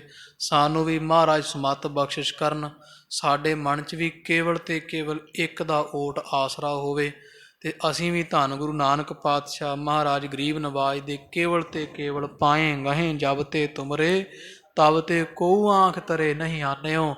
ਰਾਮ ਰਹੀਮ ਪੁਰਾਨ ਕੁਰਾਨ, ਅਨੇਕ ਕਹੈ ਮਤ ਏਕ ਨਾ ਮਾਨਿਓ। ਸਿਮਰਿਤ ਸ਼ਾਸਤਰ ਵੇਦ ਸਭ ਹੈ, ਬਹੁ ਭੇਦ ਕਹੈ ਹਮ ਏਕ ਨਾ ਜਾਣਿਓ। ਸ੍ਰੀ ਅਸਪਾਨ ਕਿਰਪਾ ਤੁਮਰੀ ਕਰ, ਮੈਂ ਨਾ ਕਹਿਓ ਸਭ ਤੋਹੇ ਬਖਾਨਿਓ। ਦੋਹਰਾ ਸਗਲ ਦੁਆਰ ਕਉ ਛੱਡ ਕੇ, ਗਹਿਓ ਤੁਹਾਰੋ ਦੁਆਰ, ਬਾਹੇ ਗਹੇ ਕੀ ਲਾਜ ਅਸ, ਗੋਬਿੰਦ ਦਾਸ ਤੁਹਾਰ। ਮੈਂ ਤਾਣ ਦੀਵਾਨ ਤੂੰ ਹੈ ਮੇਰੇ ਸੁਆਮੀ, ਮੈਂ ਤੁਧ ਆਗੈ ਅਰਦਾਸ। ਮੈਂ ਹੋਰ ਥਾਉ ਨਾਹੀ, ਜਿਸ ਪਹਿ ਕਰੋ ਬੇਨੰਤੀ। ਮੇਰਾ ਦੁੱਖ ਸੁਖ ਤੁਝ ਹੀ ਪਾਸੇ, ਹਉ ਆਇਆ ਦੂਰਹੁ ਚੱਲ ਕੈ। ਮੈਂ ਤੱਕੀ ਤਉ ਸਰਨ ਆਏ ਜੀਓ, ਮੈਂ ਆਸਾ ਰੱਖੀ ਚਿੱਤ ਮਹਿ, ਮੇਰਾ ਸਭੋ ਦੁੱਖ ਗਵਾਏ ਜੀਓ। ਅਸੀਂ ਵੀ ਕੇਵਲ ਤੇ ਕੇਵਲ ਇੱਕੋ ਇੱਕ ਅਕਾਲ ਪੁਰਖ ਪਰਮੇਸ਼ਰ ਦੇ ਉਪਾਸਨਾ ਕਰਨ ਵਾਲੇ ਭਗਤ ਬਣੀਏ। ਗਰੀਬ ਨਵਾਜ ਅਕਾਲ ਪੁਰਖ ਧੰਨ ਗੁਰੂ ਨਾਨਕ ਪਾਤਸ਼ਾਹ, ਦੀਨਾ ਬੰਧੂ ਗੁਰੂ ਅਰਜਨ ਦੇਵ ਜੀ ਪਾਤਸ਼ਾਹ ਤੇ ਕੇਵਲ ਆਸਰਾ ਰੱਖੀਏ। ਆ ਜਿਹੜੀ ਕੋਈ ਖਾਲਸਾ ਦੀ ਮੜ ਮਸਾਣੀ ਜਾਂ ਕੋਈ ਹੋਰ ਹੈ ਦੂਜੇ ਤੀਜਾ, ਜਾਂ ਕੋਈ ਦੇਹ ਧਾਰੀ ਬਾਬੇ, ਕੋਈ ਧਾਗੇ ਤਵੀਤ ਲਾਚੀਆਂ, ਕੋਈ ਜਲ ਕਰਕੇ ਦੇਣ ਵਾਲੇ, ਇਹਨਾਂ ਨੂੰ ਸਾਧ ਸੰਗਤ ਜੀ ਤਾਂ ਆਪ ਸੰਸਾਰ ਵਿੱਚ ਦਾਤਾ ਖਾਲਸਾ ਜੀ ਇਕੱਲਾ ਇੱਕ ਹੈ, ਉਹ ਪਰਮੇਸ਼ਰ ਹੈ। ਇਹ ਸਾਰੇ ਹੀ ਮੰਗਤੇ ਹੈ। ਇੱਕ ਵਾਰੀ ਨਾ ਕੋਈ ਸਾਧੂ ਸੀ, ਉਹ ਤੇ ਰਾਜੇ ਦੇ ਦਰਬਾਰ ਜਾਇਆ ਕਰੇ ਮੰਗਣ ਵਾਸਤੇ, ਤੇ ਉਹ ਨਿਯਮ ਸੀ ਵੀ ਇੰਨੇ ਕੁ ਸਮੇਂ ਨਾਲ ਹੀ ਆਉਂਦਾ ਸੀ। ਇੱਕ ਦਿਨ ਥੋੜ੍ਹਾ ਤੜਕੇ ਚਲਾ ਗਿਆ, ਤੇ ਅੰਮ੍ਰਿਤ ਵੇਲੇ ਜਦੋਂ ਗਿਆ ਤੇ ਜਾਂਦਿਆਂ ਨੂੰ ਰਾਜਾ ਵੀ ਹੱਥ ਜੋੜੀ ਖੜਾ, ਉਹ ਵੀ ਮੰਗੇ ਪਿਆ। ਇਹ ਹੈਰਾਨ ਵੀ ਰਾਜਾ ਵੀ ਮੰਗ ਲੈਂਦਾ। ਤੇ ਜਦੋਂ ਰਾਜਾ ਇਹਨੂੰ ਦੇਣ ਲੱਗਾ, ਬਾਅਦ ਵਿੱਚ ਆ ਕੇ ਕੋਈ ਵਸਤੂ, ਕਹਿੰਦਾ ਰਾਜਨ ਇੱਕ ਗੱਲ ਦੱਸ ਵੀ ਤੂੰ ਸਵੇਰੇ ਸਵੇਰੇ ਅੱਜ ਮੈਂ ਸਿੱਧੇ ਆਇਆ ਵੀ ਹੱਥ ਜੋੜ ਕੇ, ਵੀ ਤੂੰ ਵੀ ਮੰਗ ਲੈਣਾ? ਕਹਿੰਦਾ ਜੀ ਸਾਰੇ ਹੀ ਮੰਗਦੇ। ਕਹਿੰਦੇ ਤੂੰ ਕਿਹਦੇ ਤੋਂ ਮੰਗਦਾ? ਕਹਿੰਦੇ ਜੀ ਮੈਂ ਅਕਾਲ ਪੁਰਖ ਪਰਮੇਸ਼ਵਰ ਤੋਂ ਮੰਗਦਾ, ਉਹ ਰਾਮ ਤੋਂ ਮੰਗਦਾ, ਪ੍ਰਭੂ ਤੋਂ ਮੰਗਦਾ ਹਾਂ, ਉਹਦੇ ਕਰਕੇ ਹੀ ਮੇਰਾ ਰਾਜ ਭਾਗ ਸਲਾਮਤ ਹੈ। ਤੇ ਇਹ ਸਾਧੂ ਨੇ ਮੱਥੇ ਤੇ ਹੱਥ ਮਾਰਿਆ, ਮੁੜ ਗਿਆ ਵਾਪਸ। ਰਾਜੇ ਡੀਕੇ ਅਗਲੇ ਦਿਨ ਨਾ ਆਇਆ, 2 4 5 10 ਦਿਨ ਲੰਘੇ, ਤੇ ਸੈਨਿਕ ਭੇਜ ਕੇ ਕਹਿੰਦੇ ਜਾਓ ਫਲਾਣੇ ਸਾਧ ਨੂੰ ਲੈ ਕੇ ਆਓ, ਹੁਣ ਆਇਆ ਨਹੀਂ ਕਦੇ। ਜਦੋਂ ਸਾਧੂ ਨੂੰ ਪੇਸ਼ਗੀ ਕੀਤੀ ਇਹਦੀ, ਤੇ ਪੁੱਛਦਾ ਰਾਜਾ ਵੀ ਕੀ ਗੱਲ ਬੜੇ ਸਾਲਾਂ ਤੋਂ ਆਉਣਾ, ਤੂੰ ਆਇਆ ਨਾ ਭਾਈ ਕੱਲ੍ਹ ਦਾ ਜਾਂ 5 7 ਦਿਨ ਦਾ? ਕਹਿੰਦਾ ਮਹਾਰਾਜ ਮੈਨੂੰ ਸੱਚ ਪਤਾ ਲੱਗ ਗਿਆ। ਕਹਿੰਦਾ ਕੀ? ਕਹਿੰਦੇ ਰਾਜੇ ਜਿਹਦੇ ਤੋਂ ਤੂੰ ਮੰਗਦਾ ਮੈਂ ਉਹਦੇ ਤੋਂ ਮੰਗਾਂਗਾ ਨਾ, ਤੂੰ ਤਾਂ ਆਪ ਮੰਗਦਾ, ਮੈਂ ਤੇਥੋਂ ਕਿਉਂ ਮੰਗਾ? ਵੀ ਤੂੰ ਜਿਹਦੇ ਤੋਂ ਗਾਂਹ ਲੈ ਕੇ ਦੇਣਾ, ਮੈਂ ਨਹੀਂ ਉਹਦੇ ਤੋਂ ਮੰਗ ਸਕਦਾ, ਨਾਲੇ ਮੈਂ ਤਾਂ ਹੈ ਸਾਧ ਹਾਂ, ਤੂੰ ਤਾਂ ਫਿਰ ਰਾਜਸੀ ਬੰਦਾ। ਜਿਹੜਾ ਤੈਨੂੰ ਦੇ ਸਕਦਾ ਉਹ ਮੈਨੂੰ ਨਹੀਂ ਦੇ ਸਕਦਾ। ਮੇਰੀ ਤਾਂ ਮੱਤ ਮਾਰੀ ਗਈ, ਮੈਂ ਤੇਰੇ ਅੱਗੇ ਹੱਥ ਅੱਡਦਾ ਸੀ, ਹੁਣ ਮੈਂ ਉਹਦੇ ਅੱਗੇ ਹੱਥ ਅੱਡਾਂਗੇ ਜਿਹਦੇ ਅੱਗੇ ਸਾਡੇ ਦੇਸ਼ ਦਾ ਰਾਜਾ ਵੀ ਹੱਥ ਅੱਡਦਾ। ਤੋ ਸਾਧ ਸੰਗਤ ਜੀ, ਇਹ ਸੱਚੇ ਪਾਤਸ਼ਾਹ ਮਹਾਰਾਜ ਦਾਤਾ ਇੱਕ ਹੈ, ਸਾਰਾ ਸੰਸਾਰ ਮੰਗਤਾ ਹੈ। ਇਸ ਕਰਕੇ ਧੰਨ ਗੁਰੂ ਗ੍ਰੰਥ ਸਾਹਿਬ ਮਹਾਰਾਜ ਤੋਂ ਬਿਨਾਂ ਖਾਲਸਾ ਜੀ ਐਵੇਂ ਨਾ ਜਿਹੜਾ ਹੈ ਆਪਦੀ ਸਿੱਖੀ ਨੂੰ ਲਾਜ ਲਾਓ, ਗਾਤਰੇ ਪਾ ਕੇ ਡੋਲ ਵਿੱਚ ਲੱਸੀ ਤੇ ਕਦੇ ਕਿਸੇ ਮੜੀ ਤੇ ਛਿੜਕਣ ਤੁਰੇ ਜਾਓ, ਇਹ ਕਾਰਜ ਸੋਭਾ ਨਹੀਂ ਦਿੰਦਾ ਗਾ। ਉਹੀ ਸੋਹਣਾ ਲੱਗਦਾ ਹੈ ਵੀ ਅਸੀਂ ਗੁਰੂ ਨਾਨਕ ਪਾਤਸ਼ਾਹ ਦੇ ਘਰ ਦੇ ਸਿੱਖ ਹਾਂ। ਖਾਲਸਾ ਜੀ ਸਾਨੂੰ ਗੁਰੂ ਨਾਨਕ ਪਾਤਸ਼ਾਹ ਦੇ ਮਹਾਰਾਜ ਦੇ ਘਰ ਨੂੰ ਲਾਜ ਹੈ। ਜਿੱਥੇ ਜਾਵਾਂਗੇ ਉਹ ਕੀ ਆਖੂਗਾ ਵੀ ਇਹਦੀ ਪੂਰੀ ਨਹੀਂ ਪਈ ਖਰੇ, ਤੇ ਜਿਹਦੀ ਇੱਥੋਂ ਨਹੀਂ ਪੂਰੀ ਪਈ ਉਹਦੀ ਪੈਣੀ ਕਿਤੋਂ ਵੀ ਨਹੀਂ, ਜਾਂ ਜਿੱਥੇ ਮਰਜ਼ੀ ਚਲਾ ਜਾਵੇ। ਇਸ ਕਰਕੇ ਵੱਡਾ ਤੇਰਾ ਦਰਬਾਰ ਸੱਚਾ ਤੁਧ ਤਖਤ। ਇਥੋਂ ਵਰਗਾ ਦਾ ਦਰ ਖਾਲਸਾ ਜੀ ਕਬੀਰ ਸਾਹਿਬ ਜੁਲਾਏ ਹੈ ਤੇ ਮੁਸਲਮਾਨ ਸਨ, ਚਾਹੇ ਰਾਮ ਨੂੰ ਪੂਜਦੇ, ਪਰ ਉਹਨਾਂ ਵੀ ਇਹ ਗੱਲ ਆਖੀ, ਕਬੀਰ ਜਿਹ ਦਰ ਆਵਤ ਜਾਤੇ ਆਹੋ ਹਟਕੈ ਨਾਹੀ ਕੋਏ, ਸੋ ਦਰ ਕੈਸੇ ਛੋੜੀਐ ਜੋ ਦਰ ਐਸਾ ਹੋਏ। ਉਹਨਾਂ ਨੂੰ ਇਹ ਗੱਲ ਕਹਿਣੀ ਪਈ, ਕਿਵੇਂ ਛੱਡੀਏ ਐਸੀ ਲਾਲ ਤੁਝ ਬਿਨ ਕੌਣ ਕਰੈ, ਗਰੀਬ ਨਿਵਾਜ ਗੁਸਾਈਆਂ ਮੇਰਾ ਮੱਥ ਹੈ ਛਤਰ ਧਰੈ। ਕਿੰਨੇ ਖਾਲਸਾ ਦੀ 4 ਪੁੱਤ ਤੁਹਾਡੇ ਸਿਰ ਤੋਂ ਵਾਰ ਕੇ ਆਖਣਾ, ਇਨਹੀ ਕੀ ਕਿਰਪਾ ਕੇ ਸਜੇ ਹਮ ਹੈ। ਇਹ ਨਹੀਂ ਆਖਿਆ ਵੀ ਅਸੀਂ ਮੈਂ ਚਾਰਨ ਵਾਲਾ ਤੇ ਸਾਰੀਆਂ ਮੇਰੀਆਂ ਭੇਡਾਂ ਦੂਜੇ ਪੈਗੰਬਰਾਂ ਵਾਂਗੂ, ਸਗੋਂ ਇਹ ਆਖਿਆ ਵੀ ਇਹ ਸਿੱਖਾਂ ਦੇ ਕਰਕੇ ਹੀ ਗੁਰੂ ਗੋਬਿੰਦ ਸਿੰਘ ਗੁਰੂ ਹੈ। ਇਨਹੀ ਕੀ ਕਿਰਪਾ ਕੇ ਸਜੇ ਹਮ ਹੈ, ਨਹੀਂ ਮੋਸੋ ਗਰੀਬ ਕਰੋੜ ਪਰੇ ਹੈ। ਨਹੀਂ ਤਾਂ ਗੁਰੂ ਗੋਬਿੰਦ ਸਿੰਘ ਵਰਗੇ ਗਰੀਬ ਕਰੋੜਾਂ ਰੁਲਦੇ ਫਿਰਦੇ ਹੈ। ਗੁਰੂ ਕਲਗੀਧਰ ਪਾਤਸ਼ਾਹ ਨੇ ਸਾਨੂੰ ਆਖਿਆ ਵੀ ਇਹਨਾਂ ਨੇ ਕਿਰਪਾ ਕੀਤੀ ਮੇਰੇ ਤੇ ਸਿੱਖਾਂ ਨੇ, ਤਾਂ ਮੈਂ ਸਜਿਆ ਬੈਠਾ। ਇਹ ਤੁਹਾਡਾ ਗੁਰੂ ਇਹ ਗੱਲ ਕਹਿੰਦਾ ਵੀ ਗੁਰੂ ਬਣਾਇਆ ਮੈਂ ਸਿੱਖਾਂ ਦਾ ਹਾਂ, ਇਹਨਾਂ ਸਿੱਖਾਂ ਨੇ ਮੇਰੇ ਤੇ ਬੜੀ ਦਇਆ ਕੀਤੀ ਹੈ, ਨਹੀਂ ਤਾਂ ਗੁਰੂ ਗੋਬਿੰਦ ਸਿੰਘ ਵਰਗੇ ਕਰੋੜਾਂ ਰੁਲ ਰਹੇ ਹੈ। ਇਹ ਗੁਰੂ ਕਲਗੀਧਰ ਪਾਤਸ਼ਾਹ ਦੀ ਨਿਮਰਤਾ ਦੇ ਵਚਨ ਹੈ। ਤੇ ਉਹ ਸਿੱਖ ਨੂੰ ਜੇ ਖਾਲਸਾ ਜੀ ਐਡੇ ਵੱਡੇ ਬਾਦਸ਼ਾਹ ਦਰਵੇਸ਼ ਜਿਹਨੇ 4 ਪੁੱਤ, ਇੱਕ ਛਿਣ ਨਹੀਂ ਸੋਚਿਆ ਵਾਰ ਲੱਗਿਆ ਸਾਡੇ ਕੇਸਾਂ ਤੋਂ, ਸਾਡੀਆਂ ਦਸਤਾਰਾਂ ਸਰਦਾਰੀਆਂ ਤੋਂ, ਤੇ ਉਹ ਗੁਰੂ ਨੂੰ ਛੱਡ ਕੇ ਖਾਲਸਾ ਜੀ ਖਸਮ ਛੋੜ ਦੂਜੇ ਲੱਗੇ ਡੁੱਬੇ ਸੇਵਣ ਜਾ ਰਹੇ ਆ। ਤੋ ਗਰੀਬ ਨਵਾਜ ਸੱਚੇ ਪਾਤਸ਼ਾਹ ਸਾਨੂੰ ਸਮੱਤ ਬਖਸ਼ਿਸ਼ ਕਰਨ। ਇੱਕ ਵੇਲੇ ਜ਼ਰੂਰ ਗੁਰੂ ਗ੍ਰੰਥ ਸਾਹਿਬ ਮਹਾਰਾਜ ਦੇ ਦਰਸ਼ਨ ਕਰੋ, ਚਾਹੀਦਾ 2 ਵੇਲੇ ਹੀ ਆ, ਪਰ 2 ਵੇਲੇ ਨਹੀਂ ਹੁੰਦੇ ਖਾਲਸਾ ਜੀ। ਦੁਪਹਿਰੇ ਜਦੋਂ ਸਮਾਂ ਲੱਗਦਾ ਇਸ਼ਨਾਨ ਪਾਣ ਕਰਕੇ ਸੱਚੇ ਪਾਤਸ਼ਾਹ ਦੇ ਦਰਸ਼ਨ ਕਰੋ ਤੇ ਗਰੀਬ ਨਵਾਜ ਮਹਾਰਾਜ ਦੇ ਅੱਗੇ ਅਰਦਾਸ ਕਰੋ, ਮਹਾਰਾਜ ਤੁਹਾਡੇ ਫਤਿਹ ਸਿੰਘ ਮਹਾਂਪੁਰਖਾਂ ਨੇ ਨੀਹਾਂ ਵਿੱਚ ਖੜ ਕਰਕੇ ਸਾਡੀ ਸਰਦਾਰੀ ਬਹਾਲ ਕੀਤੀ, ਤੁਹਾਡੇ ਥਾਪੜੇ ਦਿੱਤੇ ਬਾਬਾ ਬੰਦਾ ਸਿੰਘ ਵਰਗੇ ਮਹਾਂਪੁਰਖਾਂ ਸਾਨੂੰ ਜ਼ਮੀਨਾਂ ਜਾਇਦਾਦਾਂ ਦੇ ਮਾਲਕ ਬਣਾਇਆ ਕਸਿਆਰਿਆਂ ਤੋਂ। ਪਾਤਸ਼ਾਹ ਸਾਨੂੰ ਅੱਜ ਵੀ ਤੇਰੇ ਪਰਉਪਕਾਰ ਯਾਦ ਹੈ। ਗਰੀਬ ਨਵਾਜ ਅਸੀਂ ਗਾਂ ਸਾਡੇ ਪੁੱਤ ਸਾਡੇ ਪੋਤਰੇ ਆਉਣ ਵਾਲੀਆਂ ਪੀੜ੍ਹੀਆਂ ਮਹਾਰਾਜ ਸਦਾ ਤੇਰੇ ਦਰ 'ਤੇ ਝੁਕਦੇ ਹੀ ਰਹੀਏ। ਇਹ ਅਰਦਾਸ ਕਰੀਏ ਮਹਾਰਾਜ ਦੇ ਅੱਗੇ ਨਿਤਾ ਪ੍ਰਤ ਹੋਈਆਂ ਭੁੱਲਾਂ ਦੀ ਖਿਮਾ, ਇਹ ਲੋਕ ਸੁਖੀਏ ਪਰਲੋਕ ਸੁਹੇਲੇ, ਨਾਨਕ ਹਰ ਪ੍ਰਭ ਆਪੇ ਮੇਲੇ। ਸੁਣ ਕਰ ਮੁਗਲ ਪਰਿਓ ਸਰਨਾਈ, ਭਇਓ ਸਿੱਖ ਗੁਰਮਤਿ ਚਿਤ ਪਾਈ। ਧੰਨ ਧੰਨ ਕਹਿ ਜਹ ਕਹਿ ਸਾਰੇ, ਸਤਿਗੁਰ ਕੋ ਬਾਢ ਸੋ ਜਸ ਉਚਾਰੇ। ਵਾਹਿਗੁਰੂ ਜੀ ਕਾ ਖਾਲਸਾ, ਵਾਹਿਗੁਰੂ ਜੀ ਕੀ ਫਤਿਹ।